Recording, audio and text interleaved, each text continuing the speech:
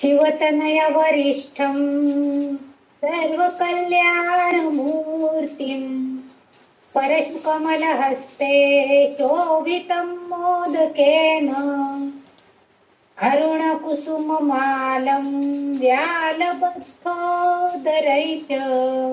मम हृदयनिवासं श्रीगणेशं नमामि श्रीगणेशं नमामि। गणेश वंदना, गणेश ध्यान, त्यानंतर आता या जगन्मातेची प्रार्थना करूया। माते तुझ्या चरणी आश्रय देसी आम्हा, तेणेची नित्यमनी तुष्टी घडे प्रकामा। लागो तुझ्या भजनी हे मनसाच नित्य, याहून अन्य जगदंब नकांक्षी चित्त। सर्वस्व तूच मुचे जगदंब माते, आम्ही तुझे प्रिय शिशूच तुझे नाते। वाटो कसाही गुणहीन सदा जनामी, तू माय एक करिसी मम चोदनामी। तू माय एक करिसी मम चोदनामी। श्री गणेशाय नमः। श्री सरस्वत्यै नमः। श्री मातृपितृभ्यां नमः। श्री कुलदेवताभ्यो नमो नमः। श्री गुरुदेवताभ्यो नमो नमः। ओम श्री ललिता देव्यै नमो नमः। अथ श्री ललिता सहस्रनाम स्तोत्रम्। कालच्या भागामध्ये आपण ललिता सहस्रनाम स्तोत्रामधल्या 65 श्लोकांपर्यंतचा अभ्यास केलेला आहे। 65 श्लोकांपर्यंतच्या तिची जी नामं आहेत ललिता देवीची, त्यांचा अभ्यास केलेला आहे, त्याची माहिती करून घेतलेली आहे। आता आपण श्लोक नंबर 66 कडे जाणार आहोत। इथं तिची जी नामं आहेत त्यामधलं पहिलं नाम 281 नंबरचं नाम आहे। काल आपण 280 नामांचा अभ्यास केलेला होता। आता 281 नाव आहे तो श्लोक असा आहे। आधी श्लोक वाचून दाखवते। उन्मेष निमिषोत्पन्न विपन्न भुवनावली, सहस्रशीर्ष वदना सहस्राक्षी सहस्रपाद। आता इथं उन्मेष निमिषोत्पन्न विपन्न भुवनावली हे सगळं एकच श्लोक। जो पहिलं चरण जे आहे ते संपूर्ण एक चरण म्हणजे तिचं एक नाम असं त्यांनी दिलेलं आहे। या नामामध्ये जे शब्द आहेत त्याचा आपण थोडासा आधी अर्थ बघूया। उन्मेष, पहिला शब्द आहे उन्मेष। उन्मेष म्हणजे आपली आंतरिक चेतना शक्ती किंवा इच्छाशक्तीचं बाह्य कारण म्हणजे उन्मेष। निमिष, दुसरा शब्द आहे निमिष। निमिष म्हणजे डोळ्यांच्या पापण्यांचं एक वेळ मिटणं आणि उघडणं, त्याला निमिष असं म्हणतात। म्हणजे आपण पापणी मिटतो आणि उघडतो, त्याला किती एक आपण म्हणतो निमिष लागतो। म्हणजे अगदी सेकंदाचे कितीतरी आधीचं फ्रॅक्शन, इतका कमी वेळ पापण्यांची आपल्याला पापण्यांची उघडझाप झालेली कधी कळत पण नाही, त्याला निमिष असं उल्लेख केलेला आहे। आणि पुढचा जो शब्द आहे उत्पन्न, निमिषोत्पन्न विपन्न भुवनावली, म्हणजे आधी उत्पन्न आहे म्हणजे निर्मिती आहे, मग विपन्न आहे, विपन्न म्हणजे विघटन विरघळणं असा अर्थ आला, नाश होणे अशा अर्थाने। आणि भुवनावधी शेवटचा जो शब्द आहे तो भुवनावधी। भुवन म्हणजे घर आणि विश्व, असंख्य विश्व असणारं भुवनावधी, म्हणजे असंख्य विश्वांनी एकत्रित आलेलं असं घर म्हणजे भुवनावली असं नाव तिथं देण्यात आलेलं आहे. म्हणजे असं या सगळ्या शब्दांचे शाब्दिक अर्थ म्हणजे असे अर्थ आपल्याला दिसत आहेत. इथं या शक्ती देवतेची केवळ डोळ्यांची उघडझाप इतक्या कमी वेळात म्हणजे इतक्या क्षणात होते की त्या वेळामध्ये तिने विश्वाची निर्मिती केलेली आहे आणि ती तेवढ्याच कमी वेळामध्ये विघटनही करते. म्हणजे तिच्या त्या इतक्या म्हणजे तिच्याकडे असणारी शक्ती इतकी ताकदवान आहे, ती इतकी शक्तिवान आहे की त्या क्षणार्धामध्ये तिच्याकडनं संपूर्ण विश्वाची निर्मिती केली जाते आणि संपूर्ण विश्वाचं विघटनही केलं जातं. म्हणजे विश्वाची निर्मिती आणि विघटन करण्याचं कार्य ही जी शक्ती माता ही आपली ललितांबिका करते आहे ते कार्य इतकं महत्वपूर्ण कार्य आहे. ते विश्वाची निर्मिती करणं आणि विघटन करणं या दोन्ही क्रिया ज्या आहेत त्या महत्वपूर्ण कार्य म्हणून केलेल्या आहेत. पण ती ते अगदी सहजतेनं म्हणजे आपली डोळ्याची पापणी लवते न लवते तोच तिच्याकडनं या सगळ्या गोष्टींची निर्मिती आणि विघटन होऊ शकतं. आणि म्हणून हेच नाम ब्रह्माच्या निर्मितीसाठी सुद्धा आहे. म्हणजे ब्रह्मदेवाला जेव्हा विश्वनिर्मितीचं कार्य सोपवलेलं होतं विष्णूनी, तर त्यावेळेस ते निर्मिती करताना सुद्धा त्या निर्मितीच्या क्रियेवरती सुद्धा हे तिचं जे कार्य आहे ललिता देवीचं, तर हे त्याच्यावर सुद्धा प्रकाश टाकते. म्हणजे ब्रह्मा सुद्धा इतक्याच कमी वेळामध्ये या विश्वाची निर्मिती करतो आणि त्या ब्रह्मामध्ये ही सामावली गेलेली आहे. कारण हिनी शक्ती दिल्याशिवाय ब्रह्म कार्य करू शकत नाही. हे आपण मागच्या एका श्लोकामध्ये बघितलेलं, एका नामामध्ये तसा उल्लेख आलेला आहे. आणि म्हणून या सृष्टीच्या निर्मितीवरती यांनी सहजपणे प्रकाश टाकण्याचं काम केलेलं आहे की उत्पन्न करणे, निर्मिती करणे, विपन्न करणे म्हणजे विघटन करणे या दोन्ही क्रिया क्षणार्धात सहजपणे करण्याची जी शक्ती आहे ती या ललितांबिकेकडे आहे. म्हणजे हे नाम आपल्याला विश्वामधल्या सृष्टीचं सूक्ष्म रूप सांगते.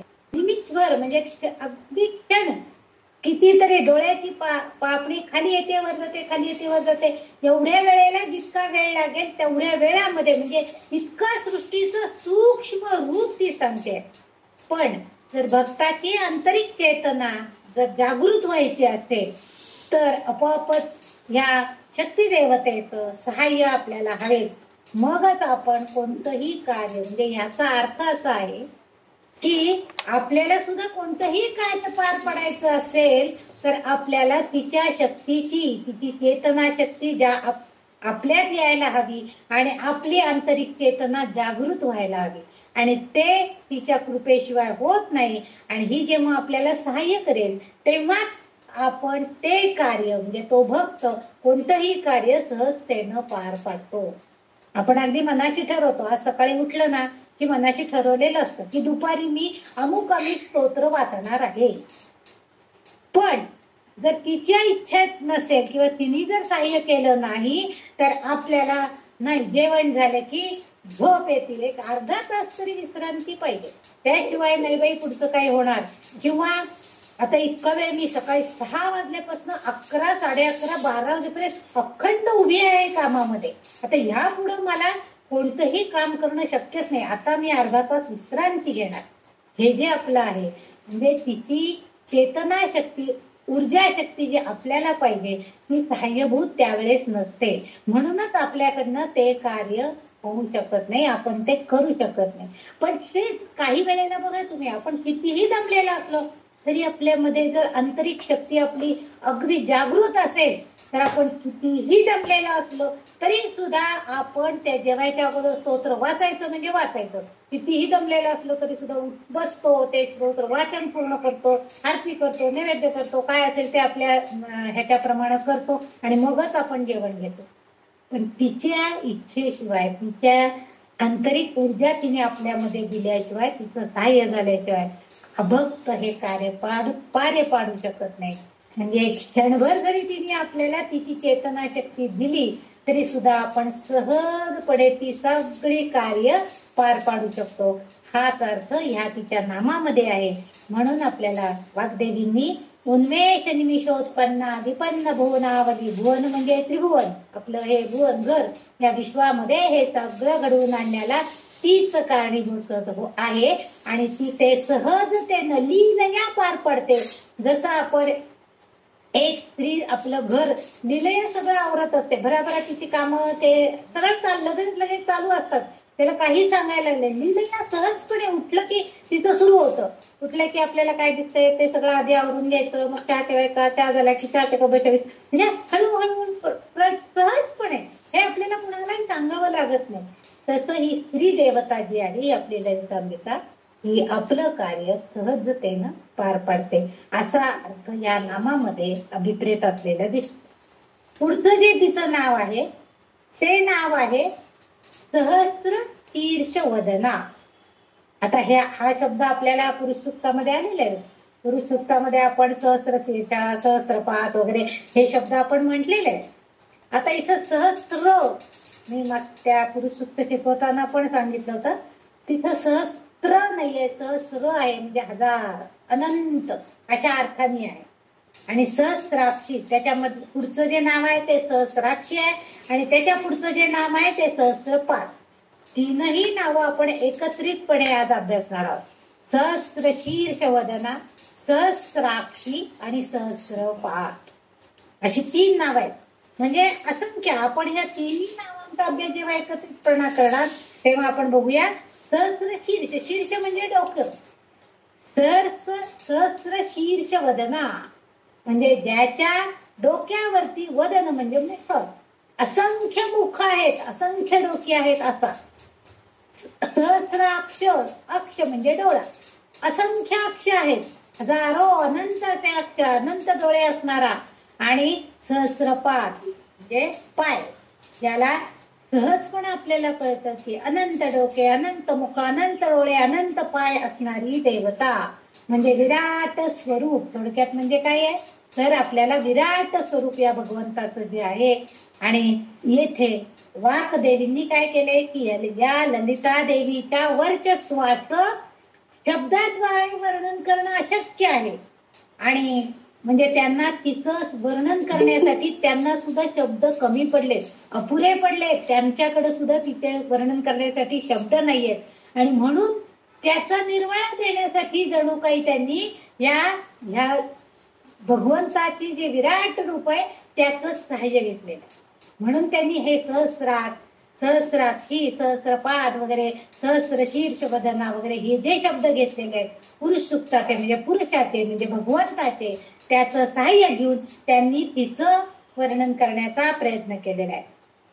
कारण वेद, उपनिषद यामध्ये, गीतेमध्ये ब्रह्माचं विराट रूपाचं आपण दर्शन घेतलेलं आहे. विराट रूप कसं आहे ते आपण माहिती करून घेतलेलं आहे. आणि ते स्पष्ट करताना अर्थातच त्याला वैश्विक बुद्धिमत्ता सुद्धा लागते आहे. आणि वैश्विक बुद्धिमत्ता असणारेच फक्त हे वर्णन करू शकतात. आणि वाग्देवतांना तिनेच सांगितलेलं असल्यामुळे त्यांनी तिचं वर्णन त्या वैश्विक रूपाशी करण्याचा प्रयत्न केलेला आहे. कारण ब्रह्म हे विश्वातील प्रत्येक जीवामध्ये अस्तित्वात आहे. आपण म्हणतो की अंतरात्म्यामध्ये आत्मा आहे, म्हणजे ब्रह्म साठवलेला आहे. त्याची ओळखण आपल्याला नाहीये, आपण त्याला ओळखू शकत नाही. हेच फक्त आहे, म्हणजे त्याच्या अस्तित्वाची जाणीव ओळखायचे, हेच खरं तर आपल्या जीवनाचं उद्दिष्ट पाहिजे. तरच आपल्याला मुक्ती मिळण्याचा मार्ग मिळणार आहे. पण आपण ते ओळखू शकत नाही, आपल्याला तो मार्ग अजून मिळालेला नाही. तिचं जेव्हा सहाय्य होईल तेव्हा आपल्याला तो मार्ग नक्की सापडणार आहे. म्हणून ह्या ललिता देवीच्या म्हणजे शक्ती देवतेच्या चेतना शक्तीद्वारे सर्व भौमिक निर्मिती प्रत्येक घटकामध्ये कार्य करत असते. प्रत्येक घटक ज्या ज्या क्रिया घडत असतात त्या क्रिया घडताना या देवतेची चेतना शक्ती त्याच्यामध्ये जागृत होत असते. तुम्ही बघा, आता आपण या पावसाळ्याच्या दिवसामध्ये आपण एखादं नवीन रोपटं आणून लावतो. बाहेर कोणीतरी सांगता माझ्याकडे 2 रोप आहेत, तुम्हाला हवे असले तर घेऊन जा. एक रोप आणतो आपण आपल्या छान एखाद्या कुंडीमध्ये, ते रोपण लागवड करतो ते. पण जर समजा ह्या सृष्टीमातेची म्हणजे ह्या आपल्या सर्वव्यापी जगन्मातेची जर इच्छा नसेल, तिने जर त्याच्यामध्ये चेतना घातली नाही तर ते रोप लागू होत नाही. हा अनुभव असेल तुमचा. जरी पावसाळा आहे म्हणून कसंही रोप लावलं म्हणून लगेच लागू झाले नाही. तिची चेतना शक्ती जर त्याच्यामध्ये, त्या निर्मितीमध्ये, त्या घटकामध्ये जर जागृत असेल तर ते रोप आपण लावलं की दुसऱ्या दिवशी तरतरीत झालेलं आपल्याला बघायला मिळतं, अन्यथा ते मान टाकलेलं दिसतं. म्हणजे ही जी शक्ती आहे, ही शक्ती अस्तित्वात आहे आणि ती त्या ललिता देवीच्या कृपेनं आपल्याला सगळ्यांना अशा स्वरूपामध्ये बघायला मिळते.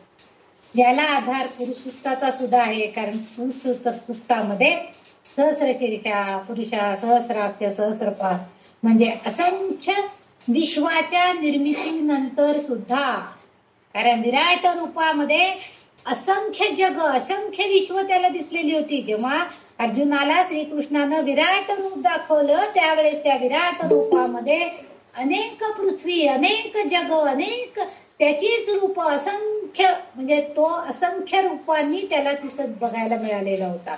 आणि म्हणून असंख्य विश्वाच्या निर्मितीनंतर सुद्धा ती म्हणजे ही आमची ललितांबिका, ही जी शक्ती आहे ही विराट स्वरूपामध्येच आहे हे आपल्याला दिसते आहे. म्हणून तिचं नाव हे वाग्देवतेंनी इथं अशासाठी सहस्रशीर्षा, सहस्रपाद, सहस्राक्षी अशा रूपानं अभिप्रेत केलेलं आहे. कारण त्या असंख्य रूपांमध्ये ती आहे, तिच्याशिवाय ही शक्ती प्रदर्शित होऊ शकत नाही, कारण चेतना जागृती होत नाही. म्हणून वाग्देवतेंनी हे नाव तिला दिलेलं आहे, तिला अभिप्रेत केलेलं आहे. म्हणजे ती सुद्धा विराट रूप असणारी, विराट शक्ती असणारी अशी ही देवता आहे असा अर्थ इथे असतो, संबोधला गेलेला आहे तिला. इथं आपला 66वा श्लोक संपतोय. कारण पहिल्या एक चरण म्हणजे एक तिचं नाव होतं आणि दुसरं चरण म्हणून आपण तिन्ही तिची जी नावं आहेत सहस्राक्ष, सहस्रपाद वगैरे ते एकत्रितपणे अभ्यास केला. त्यामुळे आपल्याला 66वा श्लोक इथं म्हणजे संपलेला आहे. आता आपण जाणार आहोत ते श्लोकार्थ 67. आता 67व्या श्लोकामध्ये तो श्लोक असा आहे, आब्रह्म कीटक जननी वर्णाश्रम विधायिनी निजाज्ञा रूप निगमा पुण्या पुण्य फलप्रदा. इथं आब्रह्म कीटक जननी, आब्रह्म म्हणजे ब्रह्माच्या निर्मितीमध्ये आधीपासूनच कीटक जननी म्हणजे ललिता देवी ही सर्वोच्च निर्मिती करणारी सर्वोच्च माता आहे, सर्वोच्च निर्मिती. येथे ललिता देवीची सर्वोच्च निर्मिती असलेली आपल्याला दिसते. म्हणजे वाग्देवतांच्या म्हणण्यानुसार ब्रह्माने जशी निर्मिती केली तसं लहान कीटकापासून निर्माण करण्याची शक्ती हिच्याकडे आहे. लहान लहान कीटक आहेत, नंतर मोठमोठे प्राणी आहेत, शक्ती देवता आहेत, हे सगळ्यांची निर्मिती करण्याचं कार्य तिच्याकडे आहे, तिच्यामध्ये ही शक्ती आहे. येथे ब्रह्म म्हणजे मानव. उत्क्रांतीच्या काळामध्ये जेव्हा प्रलय झाला तेव्हा तो जीव हिरण्यगर्भ असं आपण त्याला म्हटलेलं होतं, त्याच्यापासून जीव जंतूंची निर्मिती झाली आणि मग उत्क्रांती होत होत हळूहळू आणखीन एक सुधारणा, आणखीन एक सुधारणा, मग 2 पाय, मग 4 पाय, 4 पाय, 2 पाय, मग बुद्धी, म्हणजे एक एक एक उत्क्रांतीवाद हा जो आपण सायन्स मध्ये शिकलेलो असतो तसं. म्हणजे छोट्या कीटकांपासून सुधारणा होत होत, बदल होत होत होत मानवी स्वरूपाची निर्मिती झाली आहे की ज्याला बुद्धी आहे, 2 पायांनी चालू शकतो, विचार करू शकतो. ही जी सगळी शक्ती आहे ही या ललिता देवीचीच कृपा आहे. म्हणजे मानवी स्वरूप ही ईश्वराची सर्वोच्च निर्मिती मानली जाते. जेव्हा मानवाला जन्म दिलेला आहे किंवा मानवाची निर्मिती ब्रह्म्याने केली किंवा आमच्या या ललितांबिकेच्या शक्तीनं केली, तेव्हा ही सगळ्यात ईश्वराने निर्माण केलेली सर्वोच्च निर्मिती आहे असं म्हटलं जातं. आणि वाग्देवींनी इथं तिच्यातील सर्जनशील पैलूचाच उल्लेख केला, एकत्रितपणे तिचं वर्णन केलेलं आहे. म्हणजे सर्जनशीलता तिच्याकडे आहे. ही निर्मिती करणं म्हणजे सोपं काम नाही आहे. एखाद्या स्त्रीला गर्भपोटात वाढवणं, 9 महिने सांभाळणं आणि त्या सृजनशीलतेनं त्याला जन्म देणं, हे काम किती अवघड असतं हे स्त्रियांना नवीन सांगायची काहीच गरज नाही. आणि इथं या वाकदेवीचा हा जो पैलू आहे सर्जनशीलतेचा, हा एकत्रितपणे वर्णन केला गेलेला आहे. ब्रह्म्यानी जसं कीटकाप्रस आ ब्रह्म कीटक जननी, म्हणजे ब्रह्मानी जसं लहान किड्यांपासून निर्मिती करत करत उत्क्रांती होत होत मानवाच्या सजीव देहाची निर्मिती केली, मानवी स्वरूपाची निर्मिती केली. आणि ही म्हणजे आमच्या ईश्वराची सर्वोच्च निर्मिती आहे. आणि हिच्यामध्ये सहाय्यभूत म्हणून ही वाग्देवींनी तिचा उल्लेख केलेला आहे. तिचं एकत्रित वर्णन ह्या शब्दामध्ये आपल्याला झालेलं दिसतं. म्हणून इथं तिचं नाव आ ब्रह्म कीटक जननी, जननी म्हणजे आई, त्यांची सगळ्यांची माता, अशा अर्थानं तिचा उल्लेख इथं केलेला आहे. पुढचं जे नाम आहे या श्लोकामधलं दुसरं नाव, हे वरच्या चरणामधलं दुसरं अक्षर, वर्णाश्रम विधायिनी. आता इथं वर्ण आणि आश्रम असे 2 शब्द आहेत त्याच्यात. म्हणजे 4 वर्ण आणि 4 आश्रम. 4 वर्ण, चातुर्वर्ण्यम मया सृष्टम गुणकर्म विभागशः, गीतेमध्ये आपण अभ्यासलेले आहे. सगळे 4 वर्ण आहेत. म्हणजे आणि त्यानुसार 4 आश्रम पण आपल्याला माहिती आहे. म्हणजे वानप्रस्थाश्रम, संन्यासाश्रम, असे जे काय काय आश्रम आहेत ते 4 आश्रम आणि 4 वर्ण. ह्या सगळ्या वेदांमध्ये ह्या सगळ्याचा स्पष्ट उल्लेख केलेला आहे. म्हणजे वेदांनी लोकांना त्यांचं ज्ञान आणि क्षमतेनुसार या 4 वर्णामध्ये आणि 4 आश्रमांमध्ये त्यांचं वर्गीकरण केलेलं आपल्याला दिसून येते. म्हणजे जीवनक्रम कसा आहे वेदांमध्ये स्पष्ट केलेला आहे. आणि त्यानुसार हे 4 वर्ण आणि 4 आश्रम आपल्याला बघायला मिळतात. म्हणजे व्यक्तीची क्षमता ही असते. प्रत्येक व्यक्तीमध्ये काही ना काही क्षमता असते, काही ना काही करण्याची पात्रता असतीच. कोणीही प्रत्येकाकडे कोणता ना कोणता चांगला गुण असतोच. फक्त आपल्याला त्याच्याकडे दृष्टिक्षेप टाकता यायला पाहिजे, माहिती करून घ्यायला पाहिजे. म्हणजे व्यक्तीची क्षमता, त्याचा कल, त्याची आवड, त्याच्याकडे असलेलं ज्ञान आणि त्याचा अनुभव, याचा सगळ्यांचा मापदंड ठरलेला असतो. आणि तो वापरून हे वर्गीकरण या देवींनी वेदांनी केलेलं आहे. 4 वर्णामध्ये आणि 4 आश्रमांमध्ये त्यांनी हे वर्गीकरण केलेलं आहे.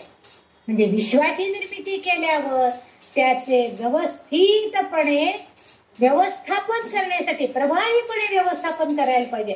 नुसतं विश्वनिर्मितीचं काम केलं आणि झालं असं नाहीये. तर आता त्याचं योग्य तऱ्हेनं व्यवस्थापनही करायला पाहिजे.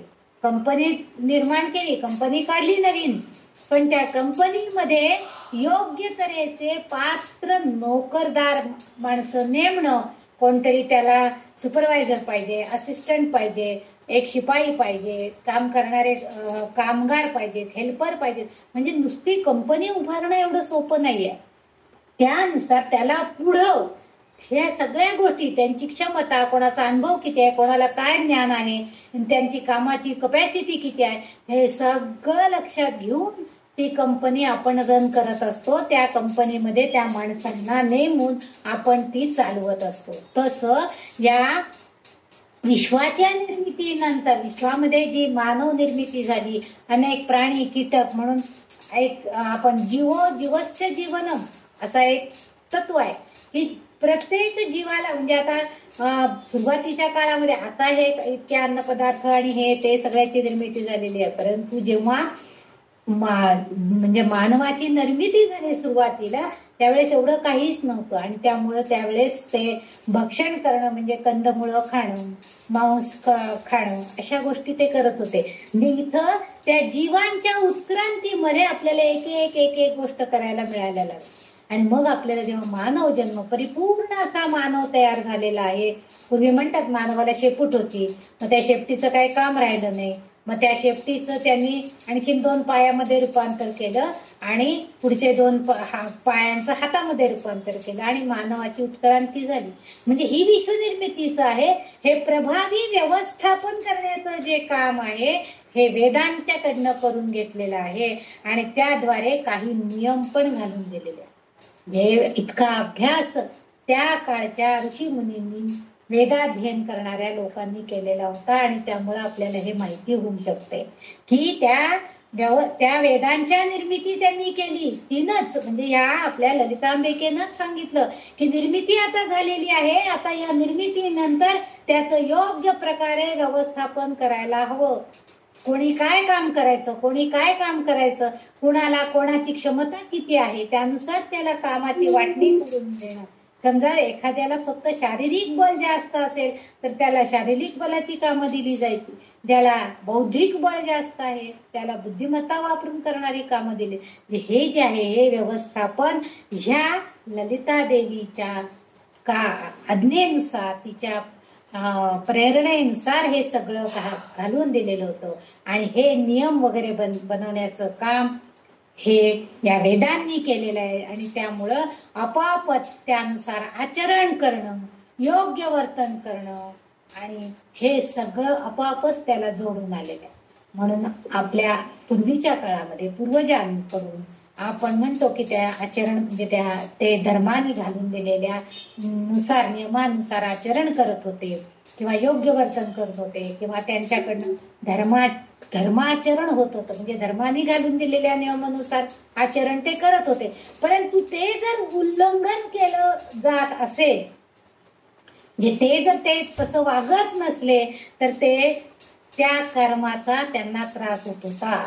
म्हणजे आपण बघतो की जर समजा एखादी गोष्ट आपल्याकडनं चुकून जरी झालेली असली तरी सुद्धा काही जणांना त्याचा त्रास होतो. म्हणजे आता काही वेळेला काही पदार्थांमध्ये आपण जर एखाद्या माहीत नसणाऱ्या ठिकाणी गेलो किंवा फॉरेनर म्हणजे परदेशामध्ये वगैरे गेलो तर तिथले असणाऱ्या बहुतेक अन्नामध्ये हे त्यांचं नॉनव्हेजचं प्रकार भरपूर असतो. आपल्याला माहित नसतं, नावं पण आपल्याला काही काही वेळेला कळत नाही. आपण व्हेजिटेरियन आहे म्हणून ते मागवतो पण त्याच्यामध्ये त्याचा वापर केलेला असतो नॉनव्हेजचा.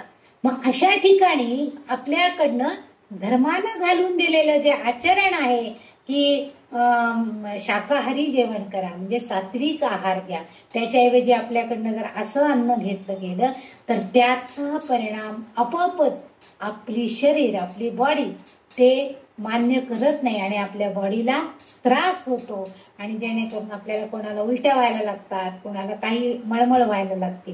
ही जी गोष्ट आहे म्हणजे त्या क्रियेचं उल्लंघन केलेलं आहे, त्या आचरणाचं उल्लंघन केलं गेलेलं आहे. ते आचरण करायला नकोय ते केलं गेलेलं आहे, त्यामुळे त्याचा त्रास आपल्याला होतो.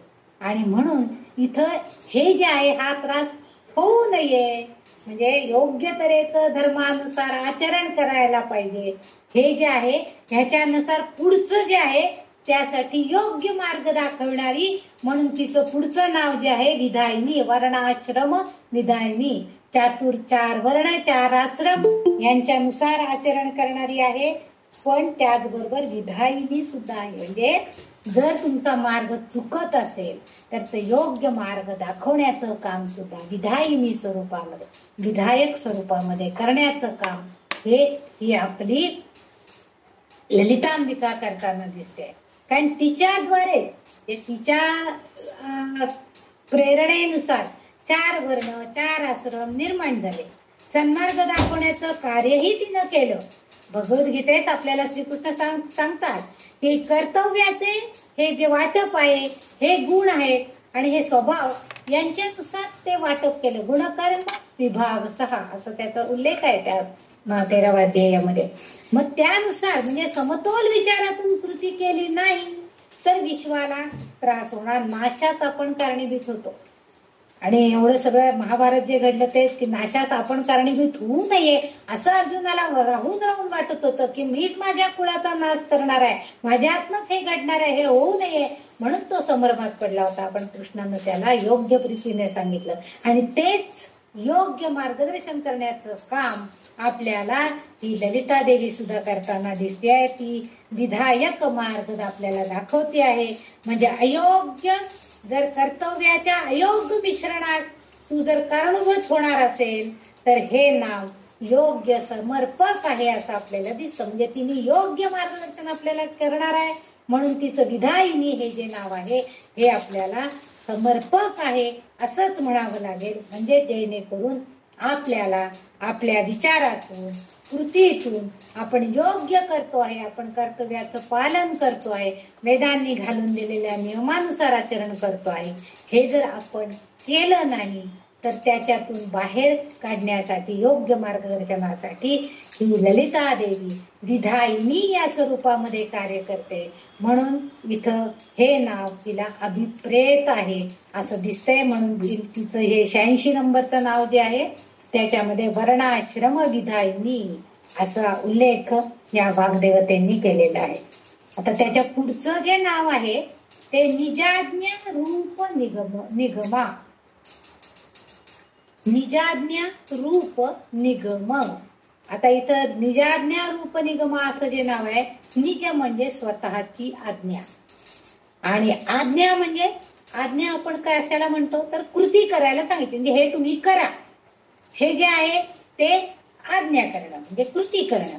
आणि निगम म्हणजे त्या मार्गानं जाणं.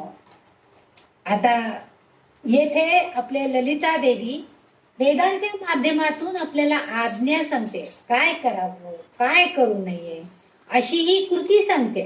म्हणजे वेदात सांगितल्याप्रमाणे आचरण जर प्रत्येक व्यक्तीनं करायचं ठरवलं तर ते पूर्णतः होऊ शकत नाही. काही काही ठिकाणी त्याला मार्गदर्शन आवश्यक असतं. म्हणजे काही काही गोष्टीमध्ये वेदात जे सांगितलं आहे त्यानुसार आपण आचरण करायचं ठरवलं, पण एकच माणूस आर्थिक तज्ञ असू शकत नाही, एकच माणूस वैद्यकीय तज्ञ असू शकत नाही, किंवा एकच माणूस पुन्हा कायदेशीर तज्ञ पण असतो. म्हणजे एकाच वेळी अनेक गोष्टी पूर्णपणे आपण प्राप्त करून घेऊ शकत नाही.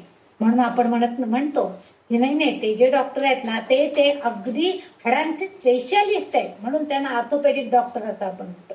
ते अगदी लहान मुलांच्या रोगावरती अगदी निष्णात डॉक्टर आहेत म्हणून ते पेडियाट्रिक आपण उल्लेख करतो. म्हणजे त्यातलं कौशल्य जे आहे ते त्यांच्याकडे पूर्णपणे आहे.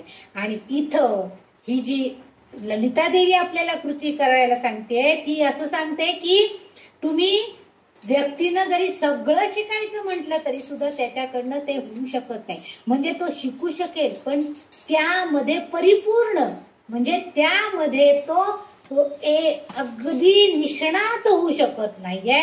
आणि म्हणून ते जर प्रावीण्य मिळवायचं असेल म्हणजे त्या एका विशिष्ट क्षेत्रामधलं जर एखाद्या क्षेत्रामधलं जर प्रावीण्य मिळवायचं असेल तर आपल्याला त्यासाठी काही अनुभव घ्यावा लागतो आणि त्यासाठी काही प्रेरणा घ्याव्या लागतात.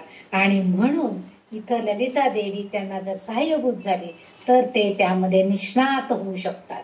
वेदांच्या कर्मकांडातून स्थूल क्रियांची चर्चा होते. म्हणजे वेदांमधले जे आचरण करण्याच्या तत्व सांगितलेले आहेत त्याच्यानुसार काय करायचं काय करू नये हे अगदी म्हणजे सारासा विचार करून त्यांनी सांगण्याचा प्रयत्न केलेला आहे. चर्चा त्याच्यामध्ये होते.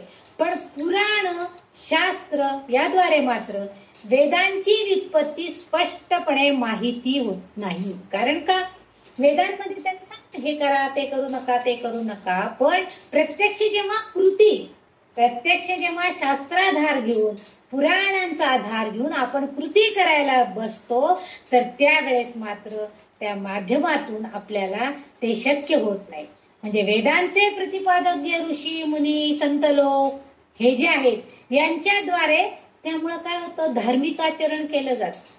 त्यातून पुढे आध्यात्मिक मार्गाचा अवलंब करण्याचा आरंभ होतो. आणि इथं असं दिसतंय की हे जे आहे म्हणजे जसं ऋषी मुनी किंवा धार्मिक कर्मकांड करणारे वेद प्रतिपादक जे संत लोक आहेत ऋषी मुनी आहेत वेदांचे प्रतिपादक लोक आहेत हे सगळेजण धर्मानुसार आचरण धार्मिक मार्गाला अनुसरून आपलं कार्य करतात. आपापत आध्यात्मिक प्रगती त्यांची होत असलेली आपल्याला दिसते. परंतु येथे ललिता देवी जी आहे ती आपल्या भक्तांना साधकांना त्यांच्यातील शास्त्राधारानुसार दृष्टिकोन आणि परंपरा, म्हणजे आपण म्हणतो की आमच्याकडे ही पद्धती नाही, आमच्याकडे अशी परंपरा नाहीये, आमच्याकडे ही पद्धती नाहीये, आमच्याकडे असं करत नाही, असं जे आपण सांगतो ते कारण वंशवृद्धी याचा विचार कराव्यास, म्हणजे परंपरेनुसार जसं एका कुटुंबाच्या निर्मिती झाली की त्याच्यानंतर परत त्याच्यापासून दुसरं कुटुंब निर्माण होणं, ही जी वंशवृद्धी आहे याचा विचार करायला पाहिजे. हे वेदांच्या निर्मितीचं कार्य इथं सांगण्यात आलेले आणि हे आपल्याला ललिता अंबिका सुद्धा तेच सांगते की आपल्या भक्त साधकांना सांगते की शास्त्राधारानुसार तुम्ही नवनिर्मितीचं कार्य करायला पाहिजे. म्हणजे आजकाल फॅड आलेलं आहे की नको मुलबिल काय नको, कोणा सांभाळायचं, कोण जबाबदारी घेणार वगैरे असं हल्ली आलेले आहे. काही पाश्चात्य देशांमध्ये तर हे फारच आहे, आपल्याकडे अजून फार कमी आहे. पण इथं ती सांगते की ही वंशवृद्धी ही व्हायलाच पाहिजे.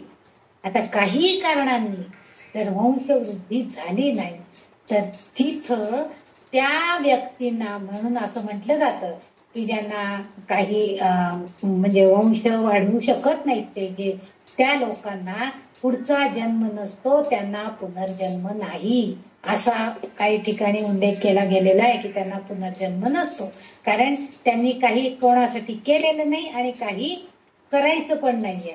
म्हटल्यावरती कोणाकडनं काही करून घ्यायचं नाही आणि कोणाचं काही करायचं नाही, या वृत्तीमध्ये त्यांची वृत्ती झालेली असती. त्यांच्याकडनं कुठल्याही वंशाची वृद्धी होत नाही आणि त्यामुळे त्यांना पुनर्जन्म नसतो असं म्हणतात. परंतु इथं ललितांबिका आपल्याला सांगते की निर्मितीचं कार्य हे महान कार्य आहे आणि ते तुम्ही करायला पाहिजे. म्हणूनच ती सांगते निज आज्ञा रूप निगमा, म्हणून तिचं जे हे नाव आहे ही माझी आज्ञा आहे तुम्हाला, माझी स्वतःची तुम्हाला आज्ञा आहे की ही मी कृती तुम्हाला करायला सांगते, ह्या मार्गाने तुम्ही जावा, आपोआपच तुम्ही योग्य ठिकाणापर्यंत पोहोचाल. आणि हेच सांगण्याचं काम तिला इथं आपल्याला करायचं आहे. आणि म्हणून तिचं हे जे नाव वाग्देवींनी दिलेलं आहे तिला, तर हे नाव अगदी सार्थ होतंय की वंशवृद्धी करण्यासाठी म्हणून धर्माचरण करणं, वेदांमध्ये दिलेले आचरण आपण आचरणात आणणं, ह्या सगळ्या गोष्टी आपण करायला पाहिजे.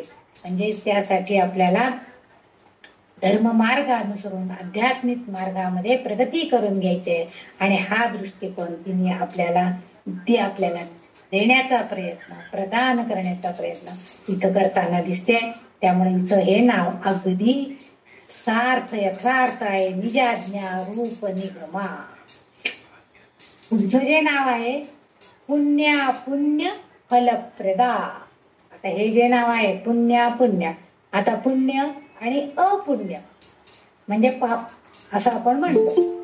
आता पुण्य आणि अपुण्य, पुण्य म्हणजे चांगलं किंवा योग्य, सद्गुण, शुद्धता, चांगलं काम, योग्य कृती, नैतिक किंवा धार्मिकतेनं योग्य करणार कृती, हे जे आहे याला आपण पुण्यकर्म म्हणतो. जे आपल्याकडनं घडणारं सद्वर्तन, सद्विचारानं केलेली सत्कृती, ह्याच्या मिळणारी जे एक समाधान आहे त्याला आपण पुण्य संचय असं म्हणतो. अपुण्य म्हणजे काय, तर येथे पाप असा अर्थ होत नाहीये. इथं अपुण्य म्हणजे अज्ञानातून केलेलं काम, अज्ञानातून केलेली कृती, म्हणजे भ्रामकपणे केलेलं पुण्य. म्हणजे काही जण बघा, काही जणांना माहित नसतं की काय करायचं असतं. आता बऱ्याच लोकांना पारायण करायचं म्हणजे काय हे माहित नसतं. मग ते काही नाही, पुस्तक घेतात, सुरू करतात वाचायला. परंतु शक्यतो आधी संकल्प करावा, त्याचं नाव एक जप करावा त्या देवतेचे, मग पारायण करायला बसलं तर त्या अध्यायानुसार 3 दिवसाचं पारायण, 9 दिवसाचं पारायण, याच्यानुसार असेल तसं 1 दिवसाचं पारायण आपल्याला जे करायचंय त्यासाठी त्या देवतेची प्रार्थना करावी, एक दिवा लावावा. हे जे आहे हे सगळं काय आहे, हे सगळं त्याला माहिती नाहीये, अज्ञान आहे त्याचं. आणि अज्ञानात असल्यामुळे तो जे पुण्य करणार आहे पारायण करून किंवा ते ग्रंथ वाचन करून, तर ते जे आहे त्याला अपुण्य म्हटलं जातं. अपुण्य म्हणजे इथे काय पाप केलंय त्याने असं नाही, त्याच्या हातून काही गोष्टी अनावधानानं घडून गेलेल्या आहेत, त्यामुळं ते पाप करणे इतकी वाईट कृती आहे असं नाही. म्हणून आपण म्हणतो ना, काही न केल्यापेक्षा थोडस काहीतरी केलंय ना, चला होऊ द्या, म्हणजे न कळता, म्हणजे सहज न कळत झालेलं असेल तर त्या गुन्ह्याला आपण थोडंफार माफी जशी देत असतो, तसं ही ललिता देवी आपल्याला सांगते की जरी तुमच्याकडनं काही गोष्टी नकळतपणे घडल्या गेलेल्या असल्या तरी सुद्धा त्याचं फलप्रद, म्हणजे त्याचं फळ हे तुम्हाला मिळणारच आहे. फक्त काही थोडं कमी जास्त प्रमाणामध्ये मिळतं. म्हणजे पाप करण्या इतकं ही वाईट गोष्ट नाहीये. अपुण्य म्हणजे पाप नव्हे. म्हणजे इथं आणखीन एक गोष्ट आपल्याला असं दिसते की जे पेरलं तेच उगवतं आणि मग तेच कापलं जातं. म्हणजे आपण जर समजा ज्वारीचे दाणे पेरलेले आहेत तर त्याच्यापासून गव्हाच्या लोंब्या मिळतील का, की जे आपल्याला कापून दाणे करून घेता येतील गव्हाचे? कसं शक्य आहे? त्याला कणीसच येणार. त्यामुळं ज्वारी पेरली तर ज्वारीच उगवणार आहे. जे पेरलं तेच उगवतं आणि तेच आपल्या, म्हणजे त्याच्या कृतीवरती परिणाम अवलंबून असतात. म्हणजे जे आपण लावू त्याचाच परिणाम आपल्याला दिसणार आहे. आपण जर चांगली कृती केली, भरपूर अभ्यास केला तर चांगले मार्क पडणारच, आपोआपच आहे. फक्त त्याला थोडी ही चेतना शक्ती किंवा या देवदेवतांची शक्ती पाठीशी असेल, कृपा प्रसाद असेल, पुण्य पाठीशी असेल, पुण्य संचय असेल तर आपोआपच त्यांना चांगलं फळ त्याचं मिळतं ना. अन्यथा काय होतं, म्हणजे शेवट, आणि इथं या ललितांबिकेच्या ह्या कृतीमध्ये आपल्याला असं दिसतंय की आता आपण जेव्हा कृती करतो तर तेव्हा मानव जन्मामध्ये येतो, म्हणजे 84 लक्ष योनी फिरून फिरून फिरून मानव देह मिळालेला असतो. आणि या मानव देहातून आपल्याला जर पुनर्जन्म नको असेल, मुक्ती हवी असेल तर आपल्याला ह्या तिची भक्ती करणं क्रमप्राप्त आहे. पण आपण जेव्हा पुण्य आणि अपुण्य आपल्या हातनं घडते त्यावेळेस काही वेळेला आपल्याला त्या कृतीचा परिणाम म्हणून, अपुण्याचा परिणाम म्हणून आपल्याला पुनर्जन्म होतो, आपला पुनर्जन्म होतो. म्हणजे त्या पुनर्जन्म जेव्हा आपण घेऊ तेव्हा त्या अपुण्यामुळे होणारी जे काही वेदना आहे, काही त्रास आहे, तो आपल्याला सहन करावाच लागणार आहे. म्हणजे आता समजा एखाद्या व्यक्तीला आपण कुठेतरी जेवायला गेलोय आणि आपल्याला जर आग्रहानं त्यांनी भजी खायला घातली तर या हवेला आता भजी सोसणार नाहीयेत. म्हणजे त्याच्या वेदना, नंतर ते पोटदुखी किंवा आपल्याला पोटाची तक्रार ही सगळी सहन करावीच लागणार आहे. म्हणजे काय आहे, अज्ञानामुळे त्याच्याकडनं ही चूक घडली गेलेली आहे आणि त्यामुळं त्याचा त्रास त्यांना सहनच करावा लागणार आहे. हे प्रत्यक्ष कृतीद्वारे दाखवलं. तसं आपण संपूर्ण जन्मामध्ये आपल्या आचरणात काही सत्कर्म करत असतो, काही दुष्कृत्य आपल्या हातनं आपोआप घडत असतात आणि त्याचा परिणाम म्हणून आपल्याला पुनर्जन्म घ्यावा लागतो. किंवा सत्कर्म जर आपल्याकडनं घडलेले असेल, पुण्यच घडलेलं असेल तर मात्र आपल्याला मोक्ष मिळतो, मुक्ती मिळते. आता देवीच्या आज्ञेनुसार परिणाम आपल्याला प्राप्त होतात. म्हणजे तिच्या आज्ञेशिवाय हे काही होणारच नाही. पुण्य फलप्रदा, कारण तीच त्याचं आपल्याला फळ देणारी असते, फलप्रदा आहे ती. म्हणजे तीच आपल्याला काय आहे त्याचं परिणाम काय आहे, तुला चांगलं फळ मिळणार का वाईट, हे सगळं तिच्या कृपेनं अवलंबून असतं. पाप पुण्यांच्या, चांगल्या वाईट कृत्यांचं योग्य फळ देणारी हीच एकमेव ललिता देवी आहे. आणि म्हणून हा अर्थ इथं अभिप्रेत आहे की तुम्ही चांगलं केलात, चांगलं फळ मिळेल, वाईट केलात, वाईट फळ मिळेल. म्हणजे दुसऱ्याच्या दारात आपल्या घरातला तेल कचरा नेऊन टाकणे हे काही चांगलं कृत्य आहे का? नाही. म्हणजे त्याचं फळ उद्या वाऱ्याने, सोसाट्याचा वारा सुटला तर आपोआपच ते दुसऱ्याच्या दारात टाकलेला कचरा आपल्या दारात येऊन साठणार आहे. हे आपल्याला परिणाम, हा तिची चेतना शक्ती, तिचा जो परिणाम आहे तो आपल्याला सोसावा लागणार आहे. आणि म्हणून इथं तिचं हे जे नाव आहे, पुण्य फलप्रदा, फळ देणारी, फळ प्रदान करणारी, म्हणजे आपल्या चांगल्या वाईट कृतींवरती हे सगळं अवलंबून असतं की जेणेकरून आपण तिच्या कृपा प्रसादाला प्राप्त होऊ शकतो. आणि त्यामुळं या श्रीदेवीचं हे जे नाव आहे, फळ देणारी, योग्य फळ देणारी, हे अतिशय योग्य आहे. सार्थ असल्याचं आपल्याला इथं दिसून येते. म्हणून इथं वाग्देवींनी तिचं हे नाव अभिप्रेत केलंय, पुण्यापुण्य फलप्रदा. इथं श्लोक नंबर 67 संपन्न झालेला आहे. म्हणजे चांगल्या वाईट कृत्याची योग्य ती फळ देणारी सुद्धा तीच आहे, सगळं तीच आहे. हो, त्या तिच्या आज्ञेचा आविष्कार सुद्धा तीच आहे. तीच आज्ञा देते, आपल्याला करायला लावती. हे कर, हा अभ्यास कर, म्हणजे तुला काहीतरी चांगलं सांगायला येईल, हे वाच, त्याच्यामध्ये तुला या प्रश्नांची उत्तरं मिळतील. म्हणजे हे जे आहे हे सगळं तीच करणारी आहे. आणि म्हणून तिला हे तिचं नाव इथं देण्यात आलेलं आहे. पुढचा जो श्लोक आहे तो आहे श्रुती सीमंत सिंदूरी कृत पादाब्ज धूलिका सकलागम संदोह शुक्ती संपुट मौखिका. आता इथं श्रुती सीमंत सिंदूरी कृत पादाब्ज धूलिका, इथं 189 नाव आहे. आणि या पहिल्या चरणामध्ये अखंड चरण एक अखंड तिचं नाव आहे. आता ह्याच्यामधले शब्द आपण एक एक एक एक समजून घेणार आहोत. पहिला जो आपण शब्द समजून घेणार तो धुलिका, म्हणजे धुलीकण, रजकण, शेवटचा पहिल्या चरणातलं शेवटचं अक्षर आहे. नंतर श्रुती म्हणजे वेदातील काही भाग, म्हणजे वेदांमध्ये जे काही वर्णन केलेलं आहे, जे मार्गदर्शन केलेलं आहे, जे आपल्याला सांगितलेलं आहे, त्यातला काही भाग त्याला श्रुती म्हणतात. नंतर श्रुती सीमंत, सीमंत म्हणजे असीम, खूप. सीमंत, श्रुती सीमंत सिंदुरी.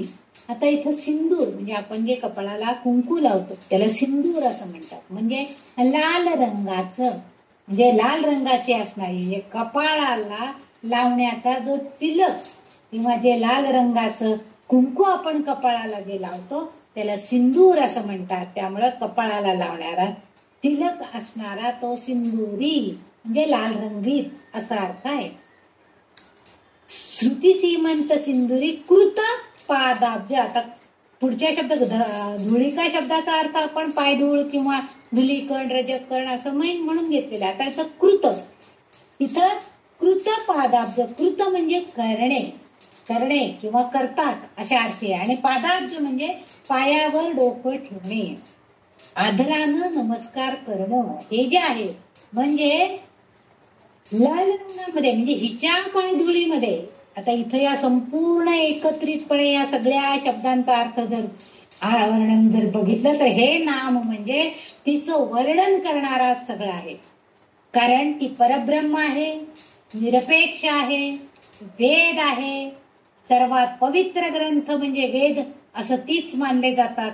आणि या 4 वेद म्हणजे देवी आहेत म्हणून असं प्रतिपादन केलं गेलेलं आहे. म्हणजे 4ही वेद म्हणजे ही देवी, म्हणजे ही ललितांबिका असाही अर्थ इथं आहे. म्हणजे हे वेद जेव्हा देवी स्वरूपामध्ये असतात त्यावेळेस काय होतंय, देवी स्वरूपामध्ये असणाऱ्या त्या तिच्या पायावर हे वेद जेव्हा डोकं ठेवतात म्हणजे तिच्या चरणांवर नतमस्तक होतात, तेव्हा तिच्या पायाची पदकमलांची धूळ त्या वेदांच्या मस्तकाच्या मध्यभागी लागली जाते.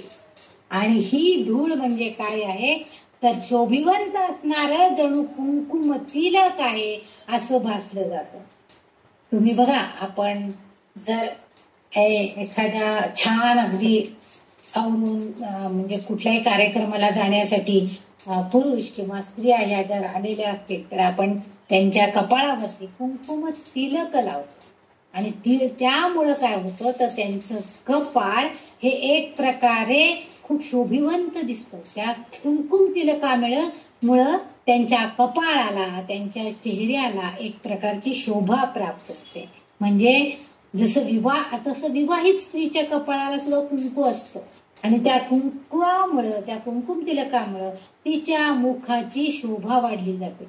आपण म्हणजे पूर्वीच्या काळी, आता ह्या गोष्टी फार दुरान्वयानं बघायला मिळतात, पण पूर्वीच्या काळी एखाद्या स्त्रीचा पती जर निधन पावलेला असेल तर तिच्या कपाळाला काहीही कुंकुम तिलक वगैरे काही नसायचा. पांढरं पट्ट कपाळ तिचं आपल्याला बघायला मिळायचं. आणि म्हणून पूर्वी असं म्हणायचं ती पांढऱ्या कपाळाची माझ्या समोरनं गेली ना मग अशुभच झालं की, म्हणून मला आता नको, आता मी बाहेर जातच नाही, माझं काम होणारच नाही, ती पांढऱ्या कपाळाची माझ्या पुढनं आता मला आडवी गेली. हे पूर्वीच्या काळचं आहे. त्यामुळे त्यांनी त्याला असं महत्व दिलेलं आहे की जसं सौभाग्यवती स्त्रीच्या कपाळी कुंकुम तिलक तिच्या मुखाची शोभा वाढवतात, तसंच वेदांच्या बाबतीत सुद्धा ह्या आपल्या ललिता देवीच्या पदकमळांची धूळ ह्या लोकांच्या वेदांच्या कपाळाला लागलेली असते. असा इथं वेद म्हणजे आपण सामान्य माणसं असा अर्थ आहे. म्हणजे आपण अज्ञानी लोक जे आहोत त्यांच्या कपाळाला आपोआपच तिच्या पदकमलांची धूल जेव्हा आपले लागती तेव्हा आपोआपच काय होतं, त्या लोकांच्या मनातील अज्ञान अंधकार नाहीसा होतो. आणि म्हणूनच आपल्याकडं पायावर डोकं ठेवून नमस्कार करण्याची जी पद्धत आहे, कारण त्या म्हणजे ज्येष्ठ व्यक्तींच्या किंवा देवदेवतांच्या आपल्याकडे फक्त विठ्ठलाच्या पायावर डोकं ठेवून नमस्कार करता येतो. आणि म्हणून त्याला माऊली म्हटलेलं आहे. कारण आईच एकमेव अशी आहे की जी सगळं आपल्यात जे आहे ना ते सगळं आपल्या लेकरांना, आपल्या मुलांना, आपल्या अपत्यांना देण्याचा प्रयत्न करत असते. आणि त्यामुळं तिला माऊली असं म्हटलेलं आहे. म्हणून त्या विठू माऊलीच्या चरणावरती नतमस्तक आपण होतो, त्याच्या पायावर डोकं ठेवतो. तसं हे वेद जे आहेत ते त्या ललिता देवीच्या पायांवर डोकं ठेवतात आणि त्यांच्या डोक्याला, मस्तकाला तिच्या पायावरती असणार, आता ललिता देवीच्या अंगावरती जे लाल रंगाचं कुंकू वाहिलेलं असतं आणि ते त्या लाल रंगाचं उत्सर्जित असलेलं जे कुंकू आहे, म्हणजे इथं प्रतिकात्मक थोडासा अर्थ अभिप्रेत आहे की ते कुंकू त्यांच्या कपाळाला लागतं आणि त्यामुळं त्यांना त्याची शोभा वाढवण्यास मदत होते. म्हणजे असं एक प्रतिकात्मक रूप इथं त्यांनी घेतलेलं असावं. आणि आपल्याला, आपल्या अज्ञानी माणसांना, आपल्यासारख्या सामान्य साधकांना आपला अज्ञान अंधकार दूर व्हावा म्हणून आपण तिच्या चरणांशी नत व्हायला पाहिजे, लीन व्हायला पाहिजे की जेणेकरून आपोआपच आपल्यातला अज्ञान नाहीस होईल आणि आपण योग्य मार्गाकडे जाऊ, असा अर्थ इथं आहे.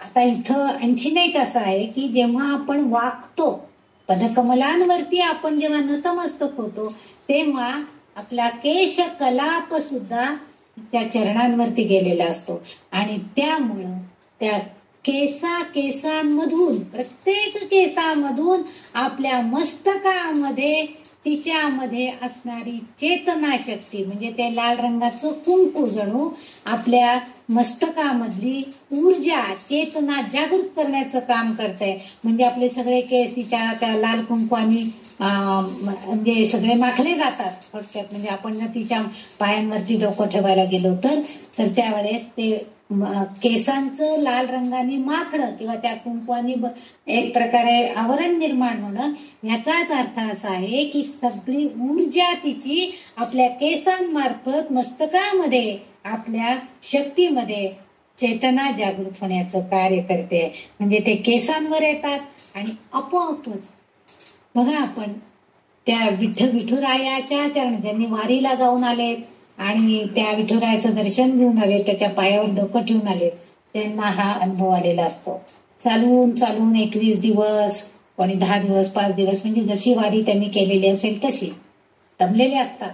आणि त्या विठुरायाच्या पायावरती डोकं ठेवलं की आपोआपच ती जी एक ऊर्जा आहे ती ऊर्जा आपल्या मस्तकातनं सण आपल्या शरीरामध्ये, म्हणजे शॉक बसल्यावर जसं एकदम आपल्याला असं झटका मारल्यासारखं होतं, तशी एक ऊर्जा शक्ती आपल्या शरीरातून संवेदना तशा आपल्याला निर्माण होतात. म्हणजे ते आपल्यामध्ये संक्रमित होती ती ऊर्जा आणि तीच म्हणजे आपल्याला आपोआपच इतकं समाधान देऊन जाते, इतका आनंद देऊन जाते. आणि तोच अर्थ इथं अभिप्रेत आहे की आपल्याला समाधान मिळण्यासाठी, आनंदित करण्यासाठी ती आपल्यामध्ये सर्व ऊर्जा संक्रमित करण्याचं कार्य करते आहे. ह्या नामाच्या अगोदरची जी 2 नामं आहेत ती वेदांचं जे कर्मकांड आहे, वेदांचा अर्थ समजून घेतल्यानंतर कर्मकांडाशी संबंधित आहे. ते नामांचा अर्थ जर बघितला तर कर्मकांड कशी केली जातात त्याच्याशी ते नाम संबंधित आहे. आणि हे जे नाम आहे श्रुती सीमंत सिंदुरी कृतपादाब्ज धूलिका, ह्या नामाचं वर्णन करत असताना वाग्देवींना आपल्याला असं सांगून द्यायचा प्रयत्न करायचा आहे की आता इथं मात्र हे वेद म्हणजेच आपली ही ललिता देवी आपल्याला ज्ञान करून देण्याचा प्रयत्न करणार आहे. त्याच्याशी संबंधित असणारं हे नाम आहे की जेणेकरून आपल्याला ज्ञानाची बाजू आपली भक्कम होईल, आपल्याला ज्ञान प्राप्त होईल, आपण तिच्या कृपाविलाशी होऊ, असा अर्थ ह्या नामामध्ये अभिप्रेत आहे. म्हणून इथं तिचं हे जे नाव आहे श्रुती सीमंत सिंदुरी कृतपादाब्ज धूलिका, म्हणजे ती आपल्याला करत असते, ती करते. तिच्या पायावर जेव्हा आपण डोकं ठेवू, ती आदराने नमस्कार करू, तेव्हा आपोआपच आपल्याला ती नक्कीच अशी समाधानी करण्याचा प्रयत्न करते आहे, असा अर्थ इथं अभिप्रेत असलेला आपल्याला दिसतोय. वाग्देवीने मुद्दाम हे छान सुंदर नाम इथं या ललिता सहस्त्र नामामध्ये उल्लेखित केलेलं आहे. हे 289 नंबरचं नाम आहे. त्याच्या पुढचं जे नाव आहे ते आहे सकलागम संदोह शक्तीस.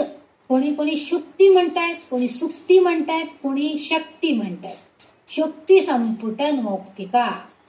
आता सकलागम संदोह, सकलागम संदोह, सकल म्हणजे सगळे, म्हणजे इथं सगळे आता इथं अर्थात परत वेदांशी संबंधित आहे, त्यामुळे सगळे वेद.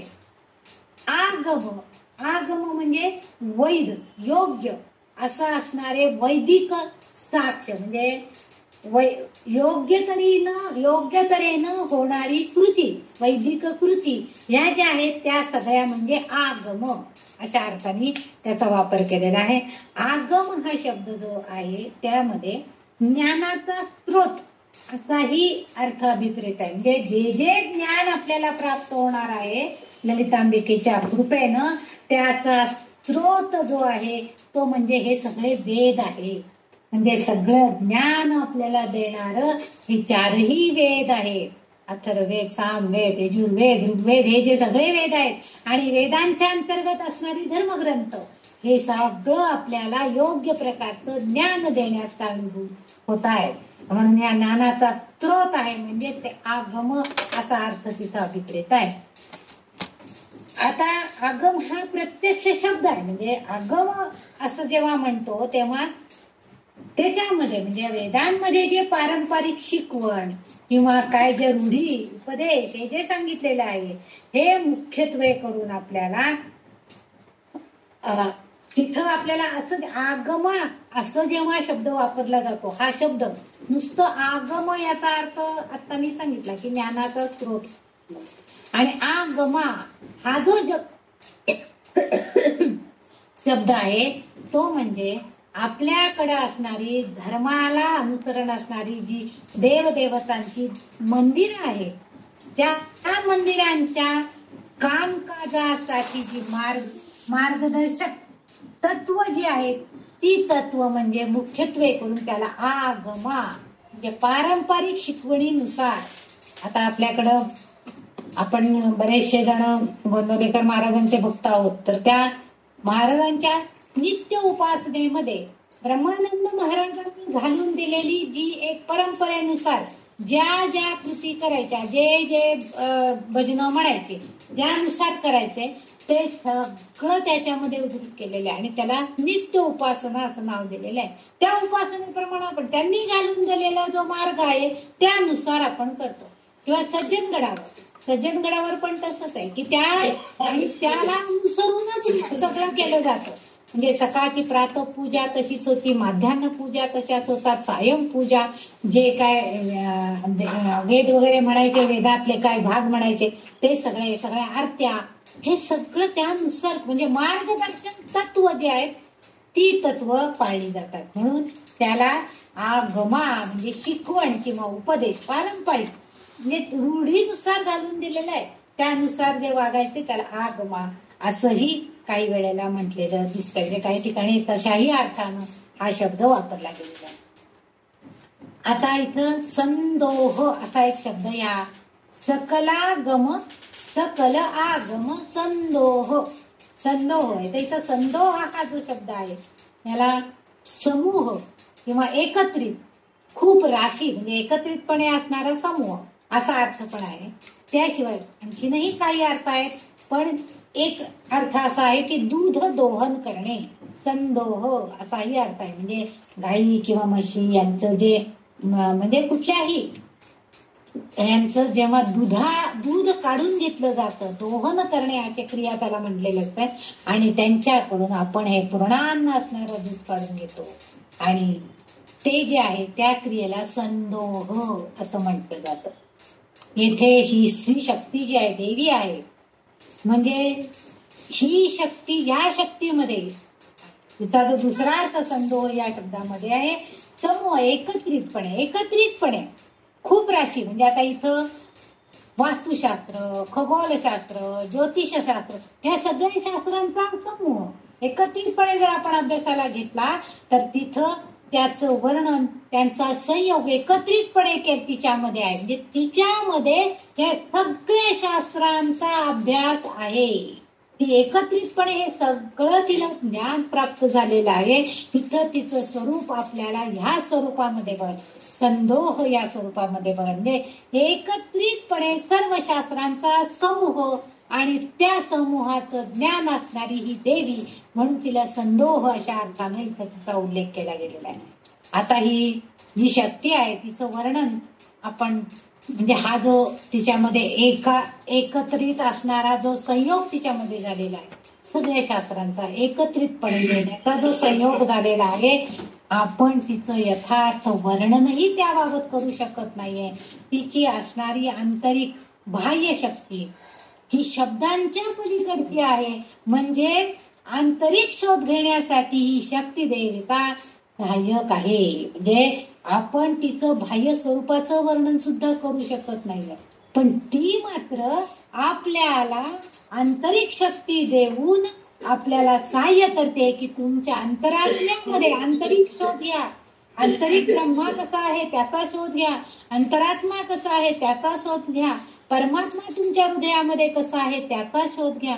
ते ज्ञान तुम्ही ब्रह्मज्ञान समजून घेण्याचा प्रयत्न करा, जाणून घेण्याचा प्रयत्न करा. आणि हे सगळं कार्य सहाय्यभूत आपल्याला ही शक्ती देवता, ही आपली ललिता देविका देते. जसं 2 शिंपल्यांमध्ये जो मोती असतो, मौक्तिक म्हणजे मोती, त्याच शब्दामध्ये म्हणजे त्या दुसऱ्या चरणामध्ये शक्ती संपुट मौक्तिका असा जो उल्लेख आहे. तर जसं 2 शिंपल्यांच्या आत मोती अलगदपणे सुरक्षित असतो, तसं इथं जर वेद म्हणजे शिंपले मानले तर त्या शिंपल्यांच्या आतमध्ये हे जे ज्ञान आहे, त्या शिंपल्यात असणारा मोती म्हणजे त्या शिंपल्यामध्ये असणारं हे ज्ञान, म्हणजे ही आमच्या ललिता देवी ही त्याच्यामध्ये सुरक्षित एखाद्या मोत्याप्रमाणे चमकून दिसणारी आहे. म्हणजे ते ज्ञान, ते सगळं त्या 2 शिंपल्यांमध्ये, त्या वेदांमध्ये सुरक्षितपणे राहिलेला आहे. तो मोती अलगद त्याच्यामध्ये असतो. आपण जेव्हा त्याला बाहेर काढू तेव्हा त्याचं तेज आपल्याला दिसतं, त्याची चमक आपल्याला दिसते. तसं या श्रीदेवीमध्ये, वेदांमध्ये देखील देवीचं वर्णन, कारण त्या वेदांनी सुद्धा तिचं वर्णन करणे अशक्य आहे असं सांगितलंय. वेद सुद्धा तिचं वर्णन करू शकत नाहीये, तिची माहिती सांगू शकत नाहीयेत, अशी म्हणजे शब्द अपुरे आहेत तिचं वर्णन करण्यासाठी असं त्यांनी म्हटलेलं आहे. आणि म्हणून हे देवीचं वर्णन करण्यासाठी ते करू शकत नाहीये असाही काही थोडासा भावार्थ या शब्दामध्ये दडलेला आहे. शक्ती संपुट म्हणजे काय, तर आता शक्ती संपुट म्हणजे काय, तर जोडणं असा अर्थ आहे. आता इथे शक्ती जे जोड लावणे, पुष्टी देणे. आता ज्यांना म्हणजे होम हवन करताना किंवा काही याग वगैरे करतात त्यावेळेस, किंवा काही लोकांना जर जास्त काही त्रास होत असेल तर काही ज्योतिषशास्त्रज्ञ किंवा काही गुरुजी लोक सांगतात की संपुट लावून हा मंत्र म्हणा. संपुट म्हणजे काय, तर जोड लावायचा. म्हणजे एखाद्या किंवा आता कुणाला जर वश करून घ्यायचं असेल तर सप्तशतीमध्ये असे काही मंत्र आहेत की ते मंत्र त्या सप्तशतीतल्या जे काही वाचनाचे अध्याय आहेत किंवा त्या अध्यायांना जोडायचं. म्हणजे आधी पण म्हणायचा, नंतर पण म्हणायचा. तोच संपुट त्या दोन्हीकडं, म्हणजे त्या दोन्हींच्या मध्ये तो श्लोक बसवायचा. त्याला संपुट म्हणतात, जोडणं म्हणतात. आणि म्हणजे एखाद्या मंत्राला कोणत्या तरी दुसऱ्या मंत्राचा जोड द्यायचा आहे. म्हणजे आता इथं आपल्याला तुम्ही जर आपण ललिता सहस्त्रनाम स्तोत्र जेव्हा सुरुवात करतो तेव्हा आपल्याला ओम ऐं ह्रीं श्रीं हे शब्द आपण किंवा तिची नामावली घेतो तेव्हा ओम ऐं ह्रीं श्रीं हे आधी त्याला जोडतो आणि मग ओम ऐं ह्रीं श्रीं श्री माता नमः, ओम ऐं ह्रीं श्रीं श्री महाराज्ञे नमः असं आपण म्हणतो. म्हणजे ते जे ओम ऐं ह्रीं श्रीं हे जे शब्द आहेत ते संपुट आहेत, जोड शब्द आहेत. अर्थात ते मंत्र स्वरूप आहे आणि ते त्याला जोड. त्यामुळं त्या नावाचं आणखीनच शक्ती वाढते. म्हणजे नुसतं नाम आपण श्रीमाता, श्री महाराज्ञी, सिंहासनेश्वरी अशी नावं आपण घेत नाही, तर त्याला ही मंत्राची जोड देतो. त्यामुळं त्या नावाला आणखीनच जडत्व येतं, आणखीनच भागस्थपणा येतो. आणि त्यामुळं म्हणून आपण त्याला संपुट करणे म्हणजे त्या एखाद्या दुसऱ्या मंत्राचं त्याला जोड द्यायचा आणि त्याचं उच्चारण करायचं. म्हणजे ओम ऐं ह्रीं क्लीं श्री माता श्री महाराज्ञी असं आपण, किंवा तो श्लोक आपण म्हणतो त्याच्या अगोदर ओम ऐं ह्रीं, प्रत्येक श्लोक म्हणायच्या अगोदर सुद्धा आपण ओम ऐं ह्रीं श्री म्हटलं आणि समजा दुसरा श्लोक म्हटला तरी काही हरकत नाही. निदान आपण पहिल्यांदी तरी ओम ऐं ह्रीं श्री 3 वेळा म्हणतो आणि मग पहिला श्लोक सुरू करतो. आता काही वेळेला म्हणजे मी पहिल्या सुरुवातीला जेव्हा ललिता सहस्त्रनामाचं महत्व सांगितलं होतं तेव्हा मी सांगितलं होतं की निदान हा पहिला श्लोक तरी कमीत कमी तुम्ही 108 वेळा म्हणा असं सांगितलं होतं. तो 108 वेळा म्हणताना त्याच्या अलीकडे जर ओम ऐं ह्रीं श्रीं म्हणजेच ही शक्ती देवता आहे तो मंत्र त्याला लावून जर आपण तो प्रत्येक वेळेला म्हटला तर त्या श्लोकाची ताकद वाढते, त्या श्लोकाचा परिणाम आपल्याला चांगला दिसतो. म्हणजे ह्या देवीची शक्ती या चरणामध्ये असलेल्या नामाला पुष्टी देतात. म्हणजे आता जो आपण उल्लेख पाहिला की त्या देवीची शक्ती आहे श्री माता श्री महाराज्ञी श्रीमत् सिंहासनेश्वरी चिदग्निकुंड संभूता देवकार्य समुद्यता हा पहिला श्लोक आहे. पण ह्या श्लोकाच्या अगोदर जर आपण ओम ऐं ह्रीं श्रीं हे जर मंत्र त्याला आणखीन जोड दिला तर त्यामुळं त्या श्लोकाचा त्या चरणाची आणखीन शक्ती वाढलेली आपल्याला दिसून येते. आणि म्हणून या देवतेची या शक्तीमध्ये या चरणामध्ये आलेल्या नावाला असं मौल्यवान असं मौक्तिक म्हणून या नावाला उल्लेख केलेला आहे. मौक्तिकासारखी म्हणजे मोत्यासारखी चकाकणारी मौल्यवान अशी हे नाव आहे असंही म्हटलं तरी सुद्धा अयोग्य होणार नाही. येथे सर्व अर्थात इथं सर्व दोषांपासून मोती जो आहे, मोती हा नेहमी याच्यासाठी परिधान करतात की जेव्हा आपली मन चंचल होतं म्हणजे आपल्या मनामध्ये अनेक विचारांचं काहूर मागतो.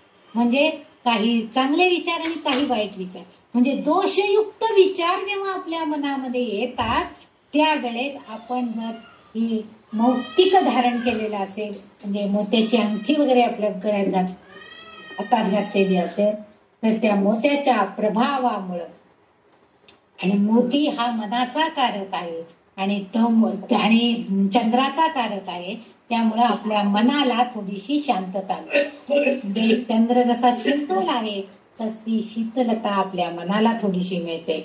आणि म्हणून इथं हा मौक्तिक हा शब्द प्रामुख्यानं ह्या भागदेवतेंनी वापरला असावा. कारण देवी मौक्तिक स्वरूप म्हणून इथं वर्णन केले गेलेले आहे. ही देवी मोत्याच्या स्वरूपामध्ये आहे, तिची किती मौल्यवान आहे हे सांगण्याचा जणू इथं प्रयत्न केले गेलेला आहे. येथे ती दोषांपासून मुक्त होण्यासाठी सुद्धा आपल्याला समर्थ करते. काही अर्थ अभिप्रेत करतो म्हणजे आपल्याला पवित्र व्हायचं असेल, आपल्याला सर्व दोषांपासून मुक्त व्हायचं असेल आपल्याला जर मुक्ती मिळवायची असेल तर तिचं हे नाव आपल्याला थोडस जास्त पणानं चांगलं समजून घेणं क्रमप्राप्त आहे. त्यामुळे सकल आगम संदोह शक्ती संपुट मौक्तिका म्हणून आपण तिच्या मंत्राचं स्वरूपाचं पंचदशाक्षरी मंत्र जो आहे त्या मंत्राचं संपुट वापरून जर आपण हे ललिता सहस्रनाम वाचनाचा प्रयत्न केला तर आपल्याला नक्कीच चांगले रिझल्ट मिळतात, चांगले त्याच्यामधनं परिणाम आपल्याला जाणवू शकतात असाही उल्लेख काही ठिकाणी आहे.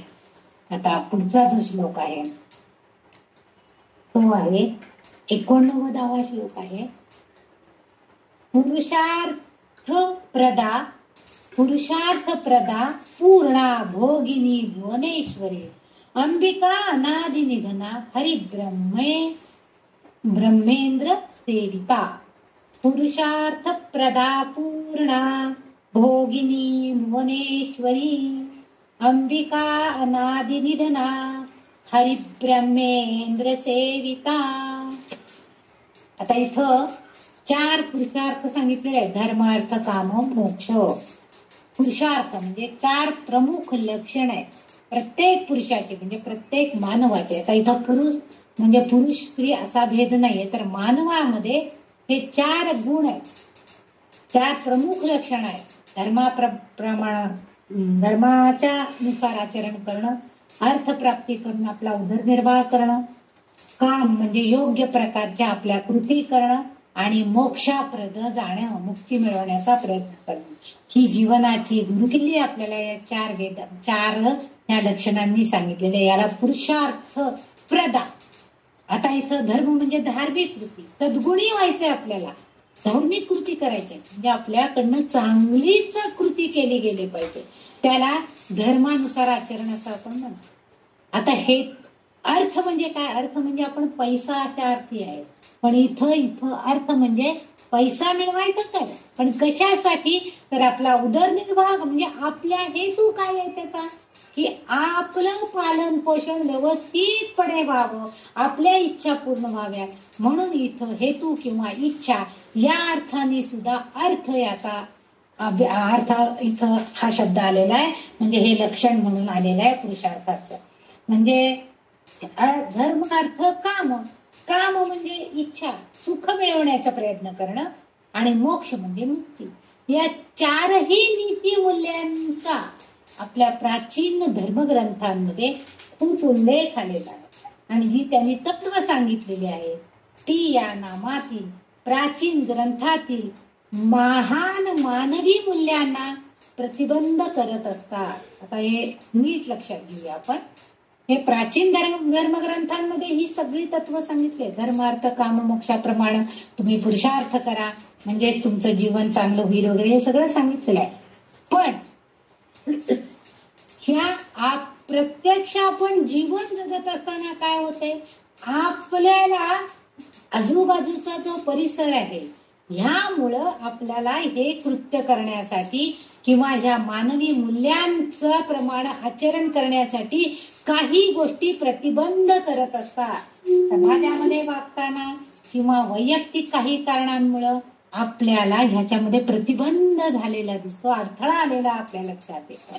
आणि म्हणून असं होताना आपल्याला जर तिचं सहाय्य असेल तर आपण पुरुषार्थ म्हणजे ज्या 4 प्रमुख लक्षणं सांगितले त्याप्रमाणे वागू शकतो. अन्यथा खूप अडथळे त्याच्यामध्ये आपल्याला आलेले दिसतात. म्हणजे आपण पुष्कळ म्हणतो की काय नाही, देवाचं देऊळ दिसलं तर लगेच नमस्कार करावा.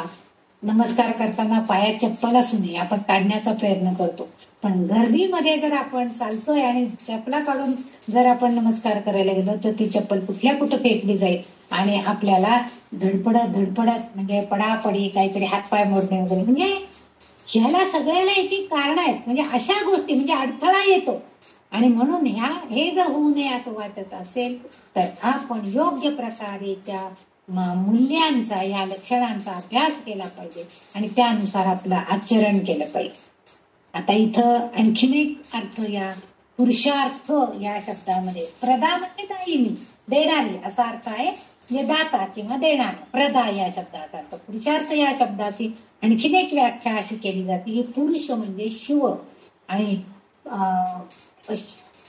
पुरुष म्हणजे शिव आणि इथं पुरुषार्थ शक्ती म्हणजे प्रकृती, अर्थ आणि मोक्ष म्हणजे शिव आणि शक्ती म्हणजे प्रकृती आणि शिव जेव्हा दोन्ही एकत्रित येतात तेव्हाच कुठलीही गोष्ट कुठल्याही घटना घडू शकतात। यांच्या साह्यानं ती शक्ती म्हणजे ही ललिता देवी म्हणजे या दोघांच्या एकत्रीकरणानं यांच्या संयोगातून जी शक्ती निर्माण होती आहे त्याच्या साह्यानं ती आपल्याला मोक्ष देण्याचं कार्य आहे, मोक्ष देण्याचं जे काय मार्ग आहे तो पटवून देण्याचा इथं प्रयत्न करते, त्याचं महत्व ती आपल्याला पटवून देते। म्हणजे शिव आणि शक्ती हे एकमेक परस्परांवर अवलंबून असलेले आपल्याला दिसतात, म्हणजे हे दोघंही एकमेकावर अवलंबून आहेत। शिव आणि शक्ती, शिव असेल नुसती शक्ती पण कार्य करू शकत नाही आणि नुसता एकटा शिव असेल तोही नीट कार्य करू शकत नाही, परंतु जेव्हा या दोघांचं संयोग एकत्रीकरण येतं तेव्हा शिव आणि शक्ती परस्परावर अवलंबून असल्यामुळे ह्या नामामध्ये असा थोडासा अर्थ सुद्धा अभिप्रेत असलेला दिसतो की या दोघांमुळेच आपण आणि तो देणारा आहे, प्रदा म्हणजे देणारा, दाता, मग ती म्हणजे आता अर्थातच हे दोघं जण शिव आणि शक्ती आपल्याला मोक्ष मिळवून देण्याची शक्ती देण्याचं महत्व पटवून देतात, सांगतात की तुम्हाला कोणता मार्ग अवलंबला तर मोक्ष मिळणार आहे, त्यासाठी ते सहाय्यभूत होतात। हाही या नामाद्वारे हा अर्थही अभिप्रेत केलेला काही ठिकाणी दिसतोय। काही ठिकाणी उदुप्रदा म्हणजे मोक्ष देणारी देवता असाही अर्थ काही ठिकाणी आहे। आता पुढचा जो शब्द आहे या श्लोकामधला तो म्हणजे पूर्णा, आपण म्हणतो पूर्णा। बघा पूर्वीच्या काळी एकतर पूर्वीच्या काळी एवढं म्हणजे आता आजकाल पक्वान्न म्हटलं की वेगवेगळे व्हरायटी वेगवेगळे सगळं करायला मिळतं। पूर्वी कोणी पाहुणे आले की घाला पुरण पूर्ण की जे सगळं युक्त पूर्ण आहे म्हणजे सगळ्यांनी युक्त असलेलं ते पूर्ण म्हणजे बघा त्याच्यामध्ये गुळ हे म्हणजे आपण जे सगळे चांगले गुण असणारा असा तो पूर्ण आहे आणि सगळ्यांनी परिपूर्ण असणारं ते पुरण आहे, म्हणून त्याला आपण नेहमी कुठल्याही शुभ कार्याच्या वेळेस आपण थोडं तरी का विनो पुरण घालतो, त्याला कारणच आहे म्हणून तिचे इथं नाव जे पूर्ण आहे म्हणजे सर्व गोष्टींची परिपूर्णता आहे तिच्याकडे, म्हणजे सगळ्या दोषांच्या विरहित आहे, ती संपूर्णता परिपूर्ण आहे असा अर्थ या नामामध्ये अभिप्रेत आहे। पूर्ण असं नाव तिला दिलेलं आहे। आता वृद्धारण नायक उपनिषद असं सांगताय आपल्याला की त्याच्यामध्ये आपल्याला एक श्लोक त्यांनी दिलेला आहे। पूर्णमदः पूर्णमिदं पूर्णमुदच्यते पूर्णस्य पूर्णमादाय पूर्णमेवावशिष्यते असा एक श्लोक आपण म्हणतो। पूर्णमदः पूर्णमिदं पूर्णस्य पूर्णमादाय पूर्णात् पूर्णमुदच्यते पूर्णस्य पूर्णमादाय पूर्णमेवावशिष्यते असा श्लोक आहे।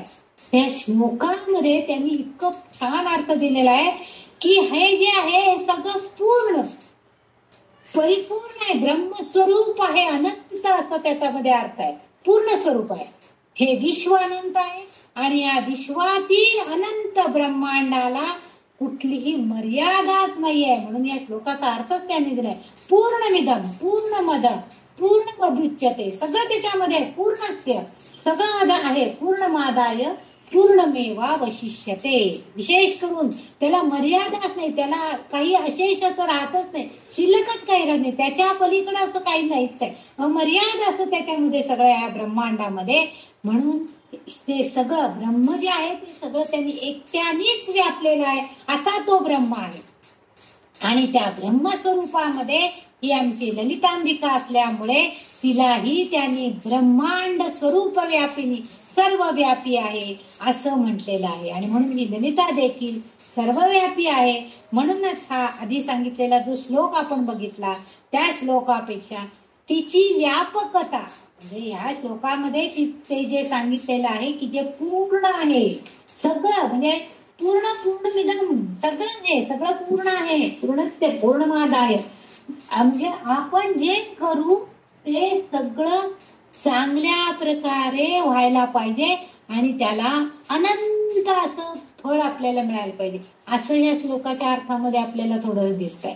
म्हणून त्याची व्यापकता स्पष्ट करणार दुसरं असं काहीच नाहीये असं तर वेद म्हणतो. उपनिषदामध्ये त्याचा उल्लेख आहे की ह्या श्लोकामध्ये जे त्यांनी ब्रह्माचं वर्णन केलंय, ब्रह्मांडाचं वर्णन केलंय, अनंत ब्रह्मांड आहेत असं सांगितलंय, ह्या श्लोकापेक्षा आणखीन व्यापकता या ललिता देवीची सांगणं अशक्य आहे असंच वर्णन जणू ह्या शब्दामध्ये केलेलं आहे. त्यामुळे तिचं हे 292 नंबरचं नाव जे आहे पूर्णा, म्हणजे सगळ्याला परिपूर्ण होणारी, सगळ्याला व्यापून उरणारी अशी ही पूर्णा असं तिचं इथं नाव आपल्याला दिसतं.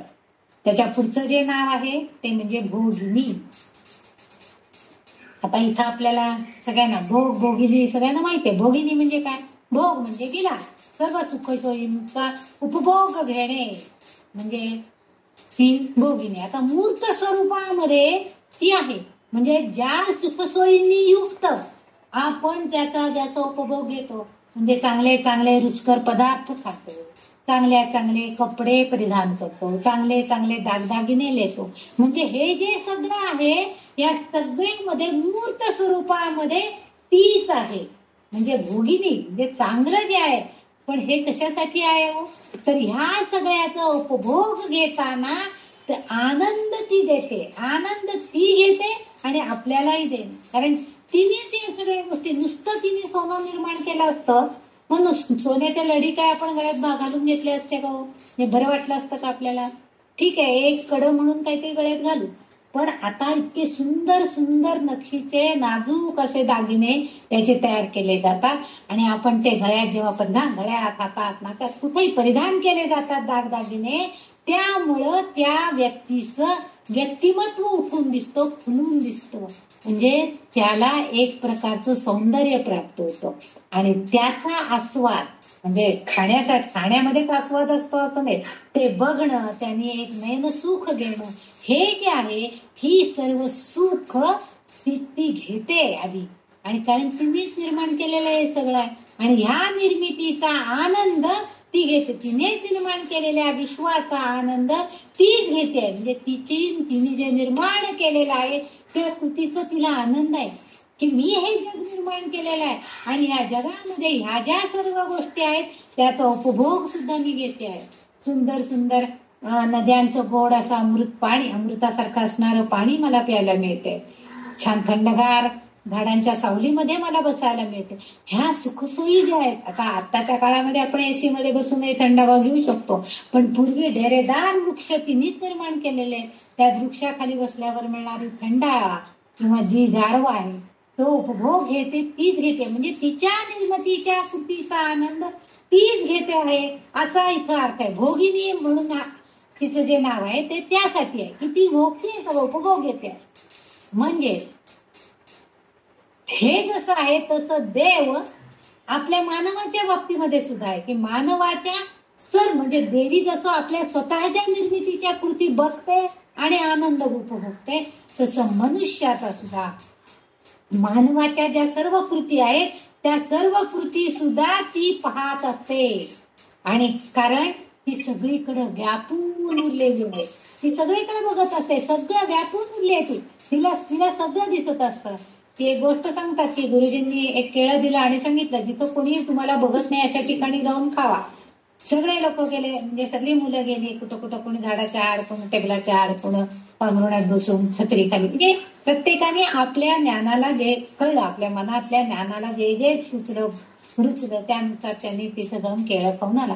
एक मात्र शिष्य होता, तो आला आणि तो म्हणाला नाही या सगळ्या ब्रह्मांडामध्ये तो सगळीकडे व्यापून उरलेला आहे भगवंत, मग त्याला न दिसेल असं ठिकाणच नाहीये, त्यामुळे मी हे केळं खाऊच शकलो नाही. आणि तो खरा शिष्य आहे की ज्याला ब्रह्मज्ञान प्राप्त झालेलं होतं. हे जे आहे हेच इथं त्यांनी सांगायचा प्रयत्न केला की आपण ज्या कृती करतो त्या सगळे तिला कळतात. आपल्याला वाटत असतं कोण नाही आपल्याला बघत आहे, पटकन समजा एखादी गोष्ट आपण तोंडात टाकतो, खरं तर डायबिटीस आहे, समोर दिसणारा पेढा आपण खायचा नाही. पण जाऊ दे, इथं कोणी नाहीये ना, आता टेबलावर दिसतंय पाकिट की त्या डब्यामध्ये 4 पेढे दिसत आहेत, पटकन एक खाऊन आपण तोंडात टाकतो, कोण बघत नाही ना. पण तो भगवंत बघत असतो, म्हणजे ही देवी बघत असते, कारण ती सगळ्या ठिकाणी व्यापून उरलेली आहे. एकही जागा अशी नाही आहे की ती तिथं नाहीये. म्हणून तिचं हे जे नाव आहे आनंद उपभोगणं, या अर्थी तिला अभिप्रेत दिलेला आहे. परंतु ह्याच शब्दानुसार ती आपल्याला आनंद उपभोगायला प्राप्त सुद्धा करून देते. प्राप्त सुद्धा म्हणजे त्या गोष्टीची उपलब्धता सुद्धा करून देते आहे. म्हणून सुद्धा तिचं हे भोगिनी हे जे नाव आहे हे सुद्धा सार्थ झालेलं दिसून येतं. कारण ती आपल्या भक्तांना सुद्धा तिच्या कृपा दृष्टीनं ते सगळं देते की तुम्ही सुखात राहा, चांगलं घर तुम्हाला मी देऊ शकते आहे, तुम्ही एसी मध्ये राहा, तुम्हाला बाहेर खूप गरम होते, उष्ण्याचा त्रास होणार नाही. हे भोग आपण उपभोगू शकतो, पण हे केवळ तिच्या उपभोगण्यामुळे, तिच्या कृपेमुळे घेतोय. आणि ती मात्र काय करते की मी ह्या सगळ्या विश्वामध्ये हे इतकं सुंदर मी निर्माण केलेलं आहे आणि ह्याचा तिला आनंद आहे. तो आनंद ती स्वतः उपभोगते आणि त्या आनंदाची निर्मिती ती करते आणि तो आनंद देण्याचं काम सुद्धा तीच करते आहे. म्हणून खऱ्या अर्थानं ती भोगिनी आहे आणि आपल्या भक्तांवर कृपा करून त्यांना सुद्धा ते उपभोगण्याला उपकृत करण्याचं कार्य करते. म्हणून तिचं हे नाव अगदी सार्थ असलेलं आपल्याला दिसतंय. काही ठिकाणी नागिण म्हणजे नाग आणि नागाची पत्नी किंवा स्त्रीलिंगी नागिण असं आपण त्याला म्हणतो, ह्याला पर्यायवाचक शब्द म्हणून काही ठिकाणी भोगिनी असा उल्लेख केलेला आढळतोय. पण इथं ह्या नामामध्ये त्या कुठंच तो अर्थ विशेषपणे लागू होत नाही असं दिसतं. आणि कदाचित म्हणजे दुसऱ्या काही अर्थानं हे नाव त्याला असेल, पण या नागिणीला भोगिनी असाही अर्थ आहे असं म्हणतात. आता तो अर्थ कशा तऱ्हेने इथं अभिप्रेत आहे मला तर काय जास्त करून समजला नाही. पण पर्यायवाची शब्द म्हणजे नागिणीला दुसरा समानार्थी पर्यायवाचक शब्द म्हणून भोगिनी हा शब्द आहे. म्हणजे नागिण म्हणजे भोगिनी असाही अर्थ कदाचित म्हणजे त्याला दुसरा काही अर्थ असेल, पण मला तो काही अर्थ उलगडला नाही, त्यामुळे मी काही तुम्हाला ते सांगू शकत नाहीये. पण इथं आनंद देणारी माझी ललितांबिका आणि त्या आनंदाला उपकृत करणारी आपल्या भक्तांना अशी ललितांबिका ही भोगिनी या नावानं इथं अतिशय उत्कृष्टपणे आपलं कार्य करते आहे. तिचं हे नाव अगदी सार्थ करून दाखवते आहे असं इथं आपल्याला बघायला मिळतं. आता त्याच्या पुढचं जे नाव आहे ते नाव आहे भुवनेश्वरी. 69च्या श्लोकामधलं भुवनेश्वरी ही जे नाव आहे ते पहिल्या चरणातलं शेवटचं अक्षर आहे भुवनेश्वरी. आता भुवनेश्वरी म्हटलं की बऱ्याच जणांना औदुंबरच्या पलीकडे असणारे भुवनेश्वरी देवीचं मंदिर आहे असं म्हणतात, दत्तात्रेयांची शेजारी असलेलं. तर भुवन म्हणजे विश्व, इथं जे नाव आहे ते भुवनेश्वरी. भुवन म्हणजे विश्व आणि या विश्वाची अधिपती असणारी ईश्वरी म्हणून ती भुवनेश्वरी अशा नावात. आता इथं असाही एक उल्लेख आहे की पंचदशाक्षरी मंत्र जो आहे त्याच्यामध्ये रीम हे जे म्हणजे रीम, त्या पहिल्या वाग्भवकुटामध्ये रीम असा शब्द आलेला आहे. दुसऱ्या मध्यकुटामध्ये पण रीम असा शब्द शेवटी म्हणजे बीजाक्षर आलेला आहे आणि शेवटच्या कुटामध्ये सुद्धा रीम हा शब्द आलेला आहे. तर हा रीम जे बीजाक्षर आहे हे बीजाक्षर म्हणजे भुवनेश्वरी आहे असं पण काही ठिकाणी उल्लेख आढळतो. असं म्हणून तिला ओळखलं जातं. याचाच अर्थ असा आहे की ती माता बीज म्हणजेच ही भुवनेश्वरी आहे. भुवनेश्वर म्हणजे शिवशंकर असाही अर्थ आहे आणि त्याची पत्नी म्हणून भुवनेश्वरी हेही नाम इथं त्या अर्थाने सुद्धा वापरलं असावं.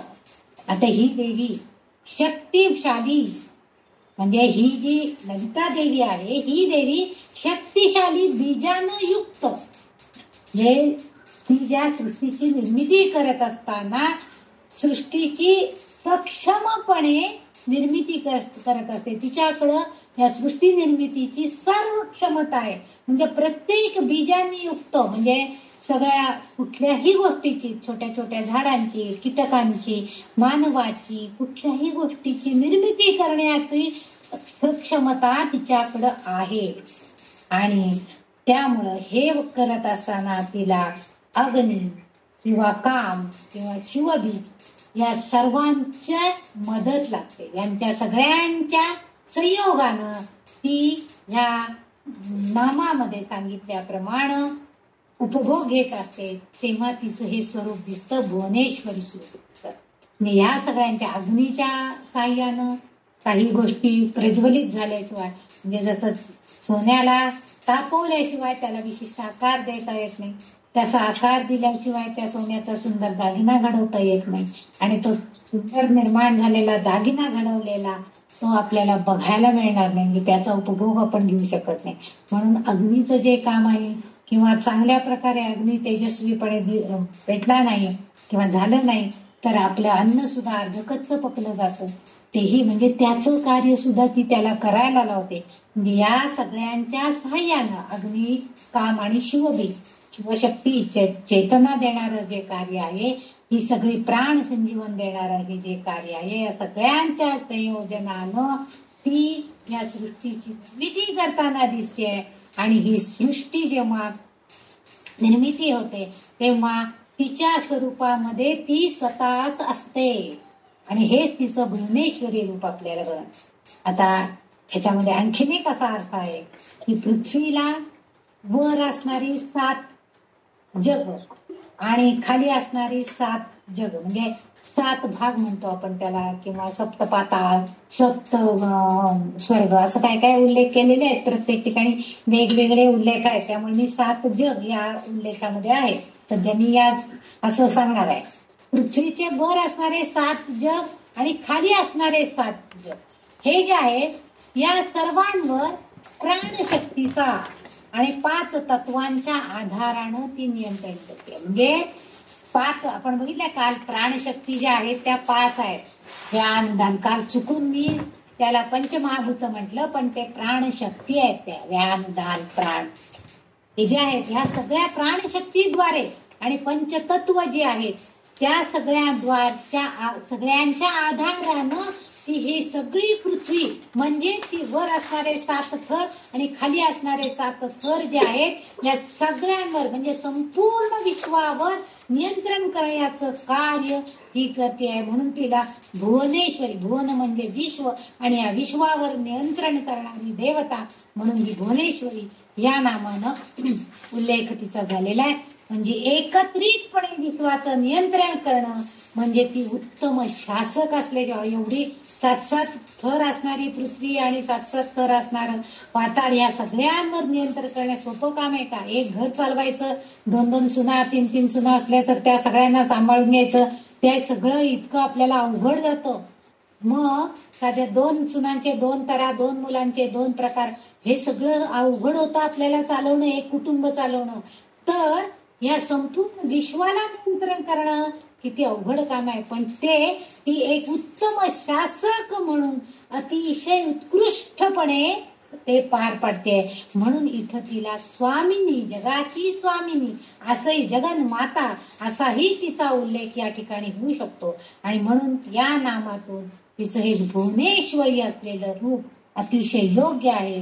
म्हणून इथं तिचं नाव अगदी सार्थ असलेलं, आणि या वाग्देवतांनी तिला जी भुवनेश्वरी जे नाव तिचं इथं उल्लेख केलाय ते अगदी योग्य आहे. कारण ती या जगताची स्वामिनी आहे, सर्व भुवनांची स्वामिनी आहे. ती जगाची जगन्माता आहे, जगाचं सगळं पालन करणारी नियंत्रक शास्ता आहे, देवता आहे. असं सुद्धा तिचं स्वरूप इथं आपल्याला बघायला मिळतं. आता पुढचं जे तिचं नाव आहे ते म्हणजे अंबिका. अंबिका सुद्धा, ह्या अंबिका नावाच्या अलीकडे जगदंबिका, जगदंबा असं आपण बऱ्याच वेळेला म्हणतो. जगदंबिका म्हणजेच काय तर विश्वजननी अशा अर्थाने. अंबिका म्हणजे विश्वाची जननी, म्हणजे जगदंबिका म्हणजे सुद्धा विश्वाची जननी, म्हणजे विश्वास असणाऱ्या सर्व सजीव सृष्टीची माता या अर्थानं हे नाव, हे संबोधन तिचं इथं वापरलेलं आहे. तिच्या या नामामध्ये पुन्हा एकदा आपल्याला तिच्या निर्मितीबाबतची सर्जनशीलता ही कृती इथं दिसते आहे.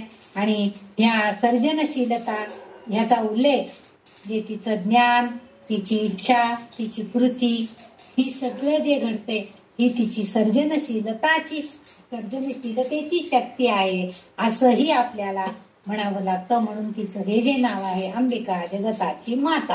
म्हणजे वरती जे आलेलं आहे की तिने जे उत्पन्न केलेलं आहे तेच फक्त ती व्यवस्थितपणे जे सर्जनशीलतेनं तयार करते, निर्मिती करते, हे ह्या नावामधून आपल्याला बघायला मिळतंय. म्हणून ती विश्वाची जननी आहे. जननी म्हणजे माता. आणि माता जसं आपल्या लेकरांचा सांभाळ योग्य प्रकारे करते, सगळ्या सांभाळून घेते, त्यांना त्यांच्या चुकाई वेळेला पोटात घालते आणि त्यांना पटशा दाखवून योग्य मार्ग दाखवून योग्य मार्गावर आणण्याचं काम करते.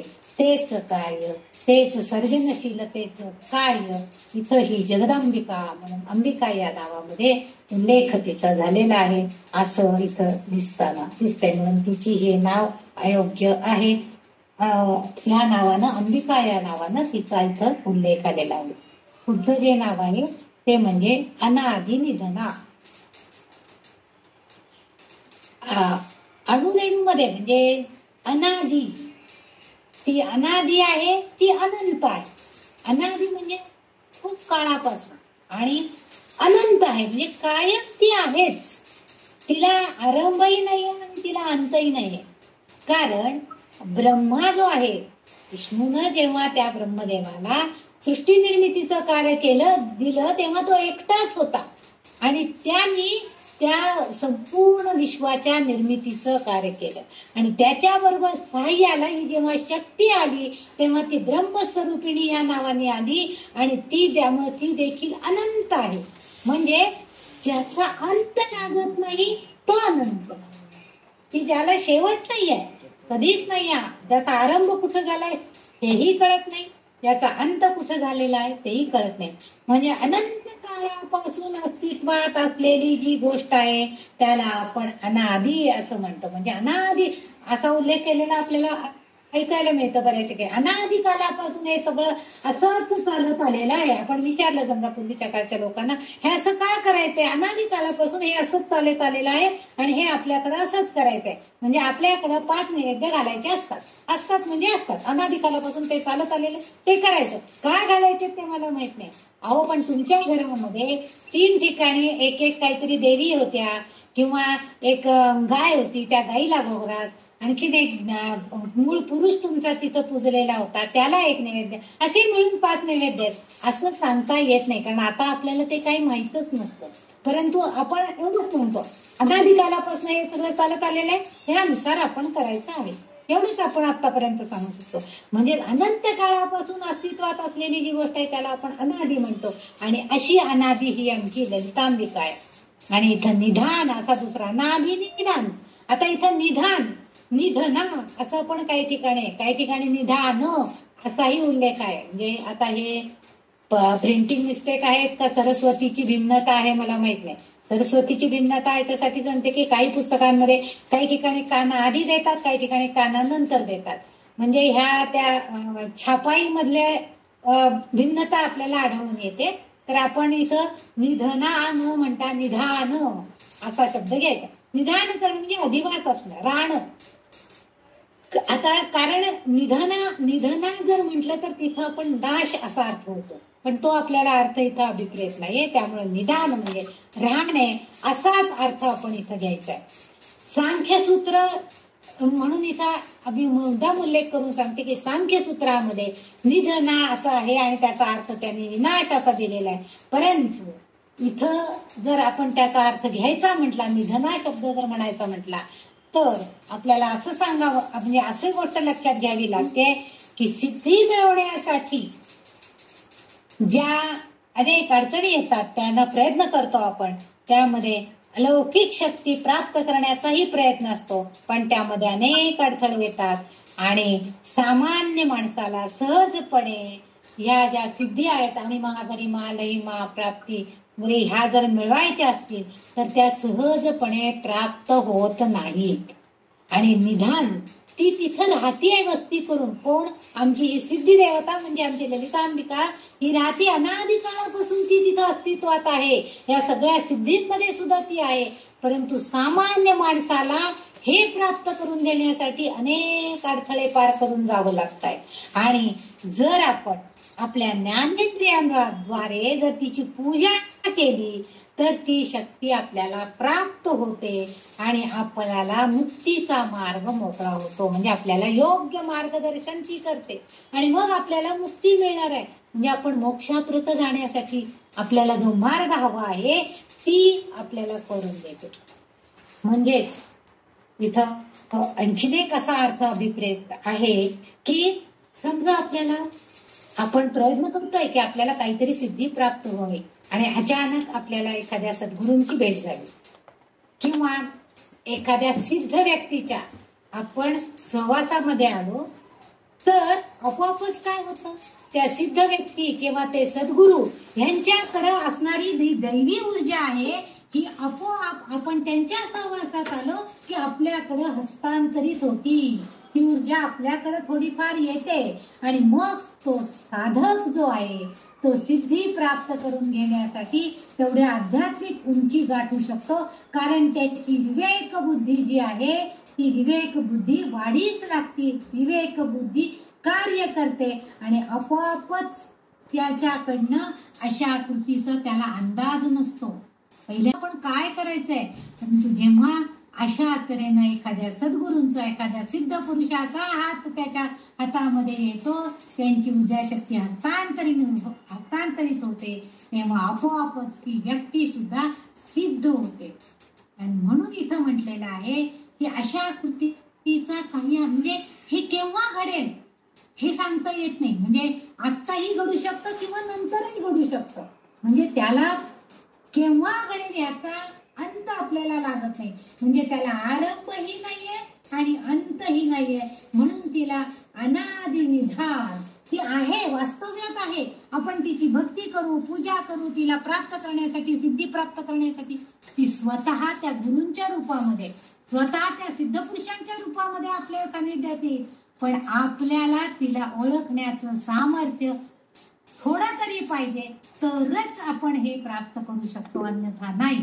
कारण ती जी देवता आहे तिच्यामध्ये ह्या सगळ्या शक्ती, कारण तिला आरंभही नाहीये आणि अंतिम नाहीये, म्हणूनच तिचा अधिवास आल्यामुळे अनंत अनादि कालापासून अस्तित्वात आहे. म्हणून आरतीमध्ये सुद्धा या ललितांबिकेची जी आरती आहे त्याच्यामध्ये सुद्धा त्यांनी उल्लेख केला आहे की आद्यातू अंत्यातू, हे तू आद्य, आद्य म्हणजे सुरुवात, म्हणजे सुरुवातही तूच आहे, अंत्य म्हणजे शेवट, म्हणजे तू अंत सुद्धा तूच आहे. म्हणजे कुठं शेवट झाले आणि कुठं सुरुवात झाली हेच आम्हाला कळू शकत नाही.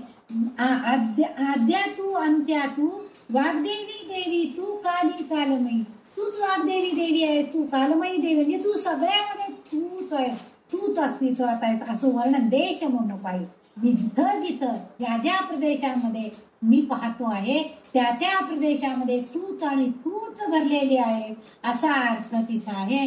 आणि त्यामुळे ह्या श्लोकामध्ये म्हणजे ह्या श्लोकामध्ये अनादि निधना हे जे नाव आहे ती अनादि अनंत असणारी अशी ही जी आदिशक्ती आहे ही आपली ललितांबिका आहे. आणि तिची जर कृपा आपल्याला लाभली तर आपण सुद्धा नक्कीच इतके मोठ्या पातळीपर्यंत जाऊ शकतो. आपली आध्यात्मिक उंची नक्कीच त्या पात्रतेपर्यंत जाते. या शब्दाचा नाश अर्थ आहे ना, म्हणजे ती नाश करते, पण इथं म्हणजे ती वास करते असं निदान म्हणजे वास करते असा अर्थ पण होऊ शकतो. म्हणून मी मगाशी सांगितलं की निधन याचा अर्थ नाश आणि निधान याचा अर्थ वास म्हणजे अधिवास करणं, राहणं, असे दोन अर्थ आहेत म्हणून सांगितलं. पण मी इथं तो हा अर्थ घेतला. म्हणजे ती आहे हेच आपल्याला फक्त सांगायचं आहे आणि ती आपल्याला जन्म मृत्यूच्या फेऱ्यातून सोडवणार आहे, मुक्ती देणार आहे आणि ते केवळ तिच्या कृपेशिवाय होणार नाहीये हेच या नामामधून आपल्याला दिसतंय. त्यामुळे ती अनादि निधना आहे असं म्हटलं तर हरकत नाही. आपण आहे तेच म्हणूया. पुढचा जो एक नाम आहे या 69व्या श्लोकामधलं शेवटचं नाम हरिब्रह्मेंद्र सेविता. 297 नंबरचं नाम आहे, 297 नंबरचं. ह्याच्यामध्ये हरी ब्रह्मेंद्र सेविता. आता ह्याच्यामध्ये हरी, ब्रह्मा, इंद्र आणि सेविता. सेविता म्हणजे पूजा करते. हरी म्हणजे विष्णू, ब्रह्मेंद्र म्हणजे ब्रह्मा आणि इंद्र. म्हणजे ह्या ब्रह्मा, इंद्र आणि विष्णू या देवतांची नावं तिथं आलेली आहेत. आणि सेविता म्हणजे पूजा करणं असा अर्थ आहे. म्हणजे हे देव सुद्धा या ललिता देवीची पूजन अर्चन करतात. आता याच्यामध्ये श्रीचक्रामध्ये हे सगळे देव एकत्र आलेले आहेत असं सुद्धा अर्थ आहे. आणि दुसरा अर्थ म्हणजे ही मध्यभागी बसलेली आहे. आपण एका श्लोकामध्ये बघितलं होतं की ती त्या श्रीचक्राच्या मध्यस्थानी आहे आणि ती मध्यस्थानी आहे, तिची पूजा अर्चा हे सगळे विष्णू, ब्रह्मा आणि इंद्र म्हणजे हे त्यांनी देवता स्वरूप म्हणजे देव स्वरूप असे जे इतरही देव त्याच्या बरोबर आहेत. म्हणजे फक्त विष्णू, ब्रह्मा, इंद्र त्याची पूजा करतात असं नाहीये, इतर देवदेवता सुद्धा तिची पूजा करतात. कारण का तर या नामामध्ये तिचं शक्ती देवता म्हणून तिचा उल्लेख केला गेलेला आहे. म्हणजे ती एक शक्ती देवता आहे आणि तिचं पूजन आपण करायला पाहिजे. शक्ती पूजेचं महत्व सांगण्यासाठी या श्लोकामध्ये ही नावं घेण्यात आलेली आहे. म्हणजे ती जी देवदेवतांची निर्मिती जी आपण करतोय, पालन करता, या स्वरूपामध्ये हे देव आहे. म्हणजे ब्रह्माने जर विश्वाला सृष्टीची निर्मिती केली आहे, त्याचं पालन करण्याचं काम विष्णू करतोय. म्हणजे निर्मिती करणं, पालन पोषण करणं हे सगळी कामं ती करतायत. आणि यासाठी शक्ती देण्याचं काम जर कोण करत असेल तर ती म्हणजे ही ललिता देवी आहे. म्हणून ह्या श्लोकामध्ये त्या शक्ती देवतेच्या पूजन करणं याला महत्व आहे असं सांगण्याचा प्रयत्न वाग्देवतेंनी केलेला आहे. खर तर विष्णूमध्ये विश्वाचं पालन करण्याची शक्ती नक्कीच आहे, पण हा त्याचा वैयक्तिक गुणधर्म आहे, म्हणजे वैयक्तिक गुणानुसार आहे. परंतु ती शक्ती कार्यान्वित यायची असेल तर त्यासाठी या शक्ती देवतेची सहाय्यही आपल्याला पाहिजे. आणि ती शक्ती म्हणजे शिवाची शक्ती आहे. शिवाची शक्ती म्हणजेच आपली ही ललितांबिका आहे. आणि ही शिवशक्तीचं जेव्हा ऐक्य होतं म्हणजे त्यांच्यामध्ये भिन्नताच राहत नाही, कारण चैतन्यमय ऊर्जा असल्याशिवाय कोणतेही कार्य, कोणतेही कारण घडतच नाही. आपल्या एका श्लोकामध्ये त्या सगळे निचेष्ट होऊन गेलेले होते, त्यांच्यामध्ये कोणती ऊर्जा नव्हती आणि त्याच्यावर अधिष्ठात्री असणारी आमची ललिता देवी होती. पंचपेतासनासीना असा जे आपण उल्लेख केलेला होता एका श्लोकामध्ये, एका नामामध्ये तिच्या. तर त्यामुळं हिची जेव्हा चेतना शक्ती, हिची ऊर्जा, चैतन्यमयी ऊर्जा जेव्हा या पालनकर्त्यांकडं, निर्मितीकर्त्यांकडे जेव्हा असेल तेव्हाच आणि तेव्हा फक्त ते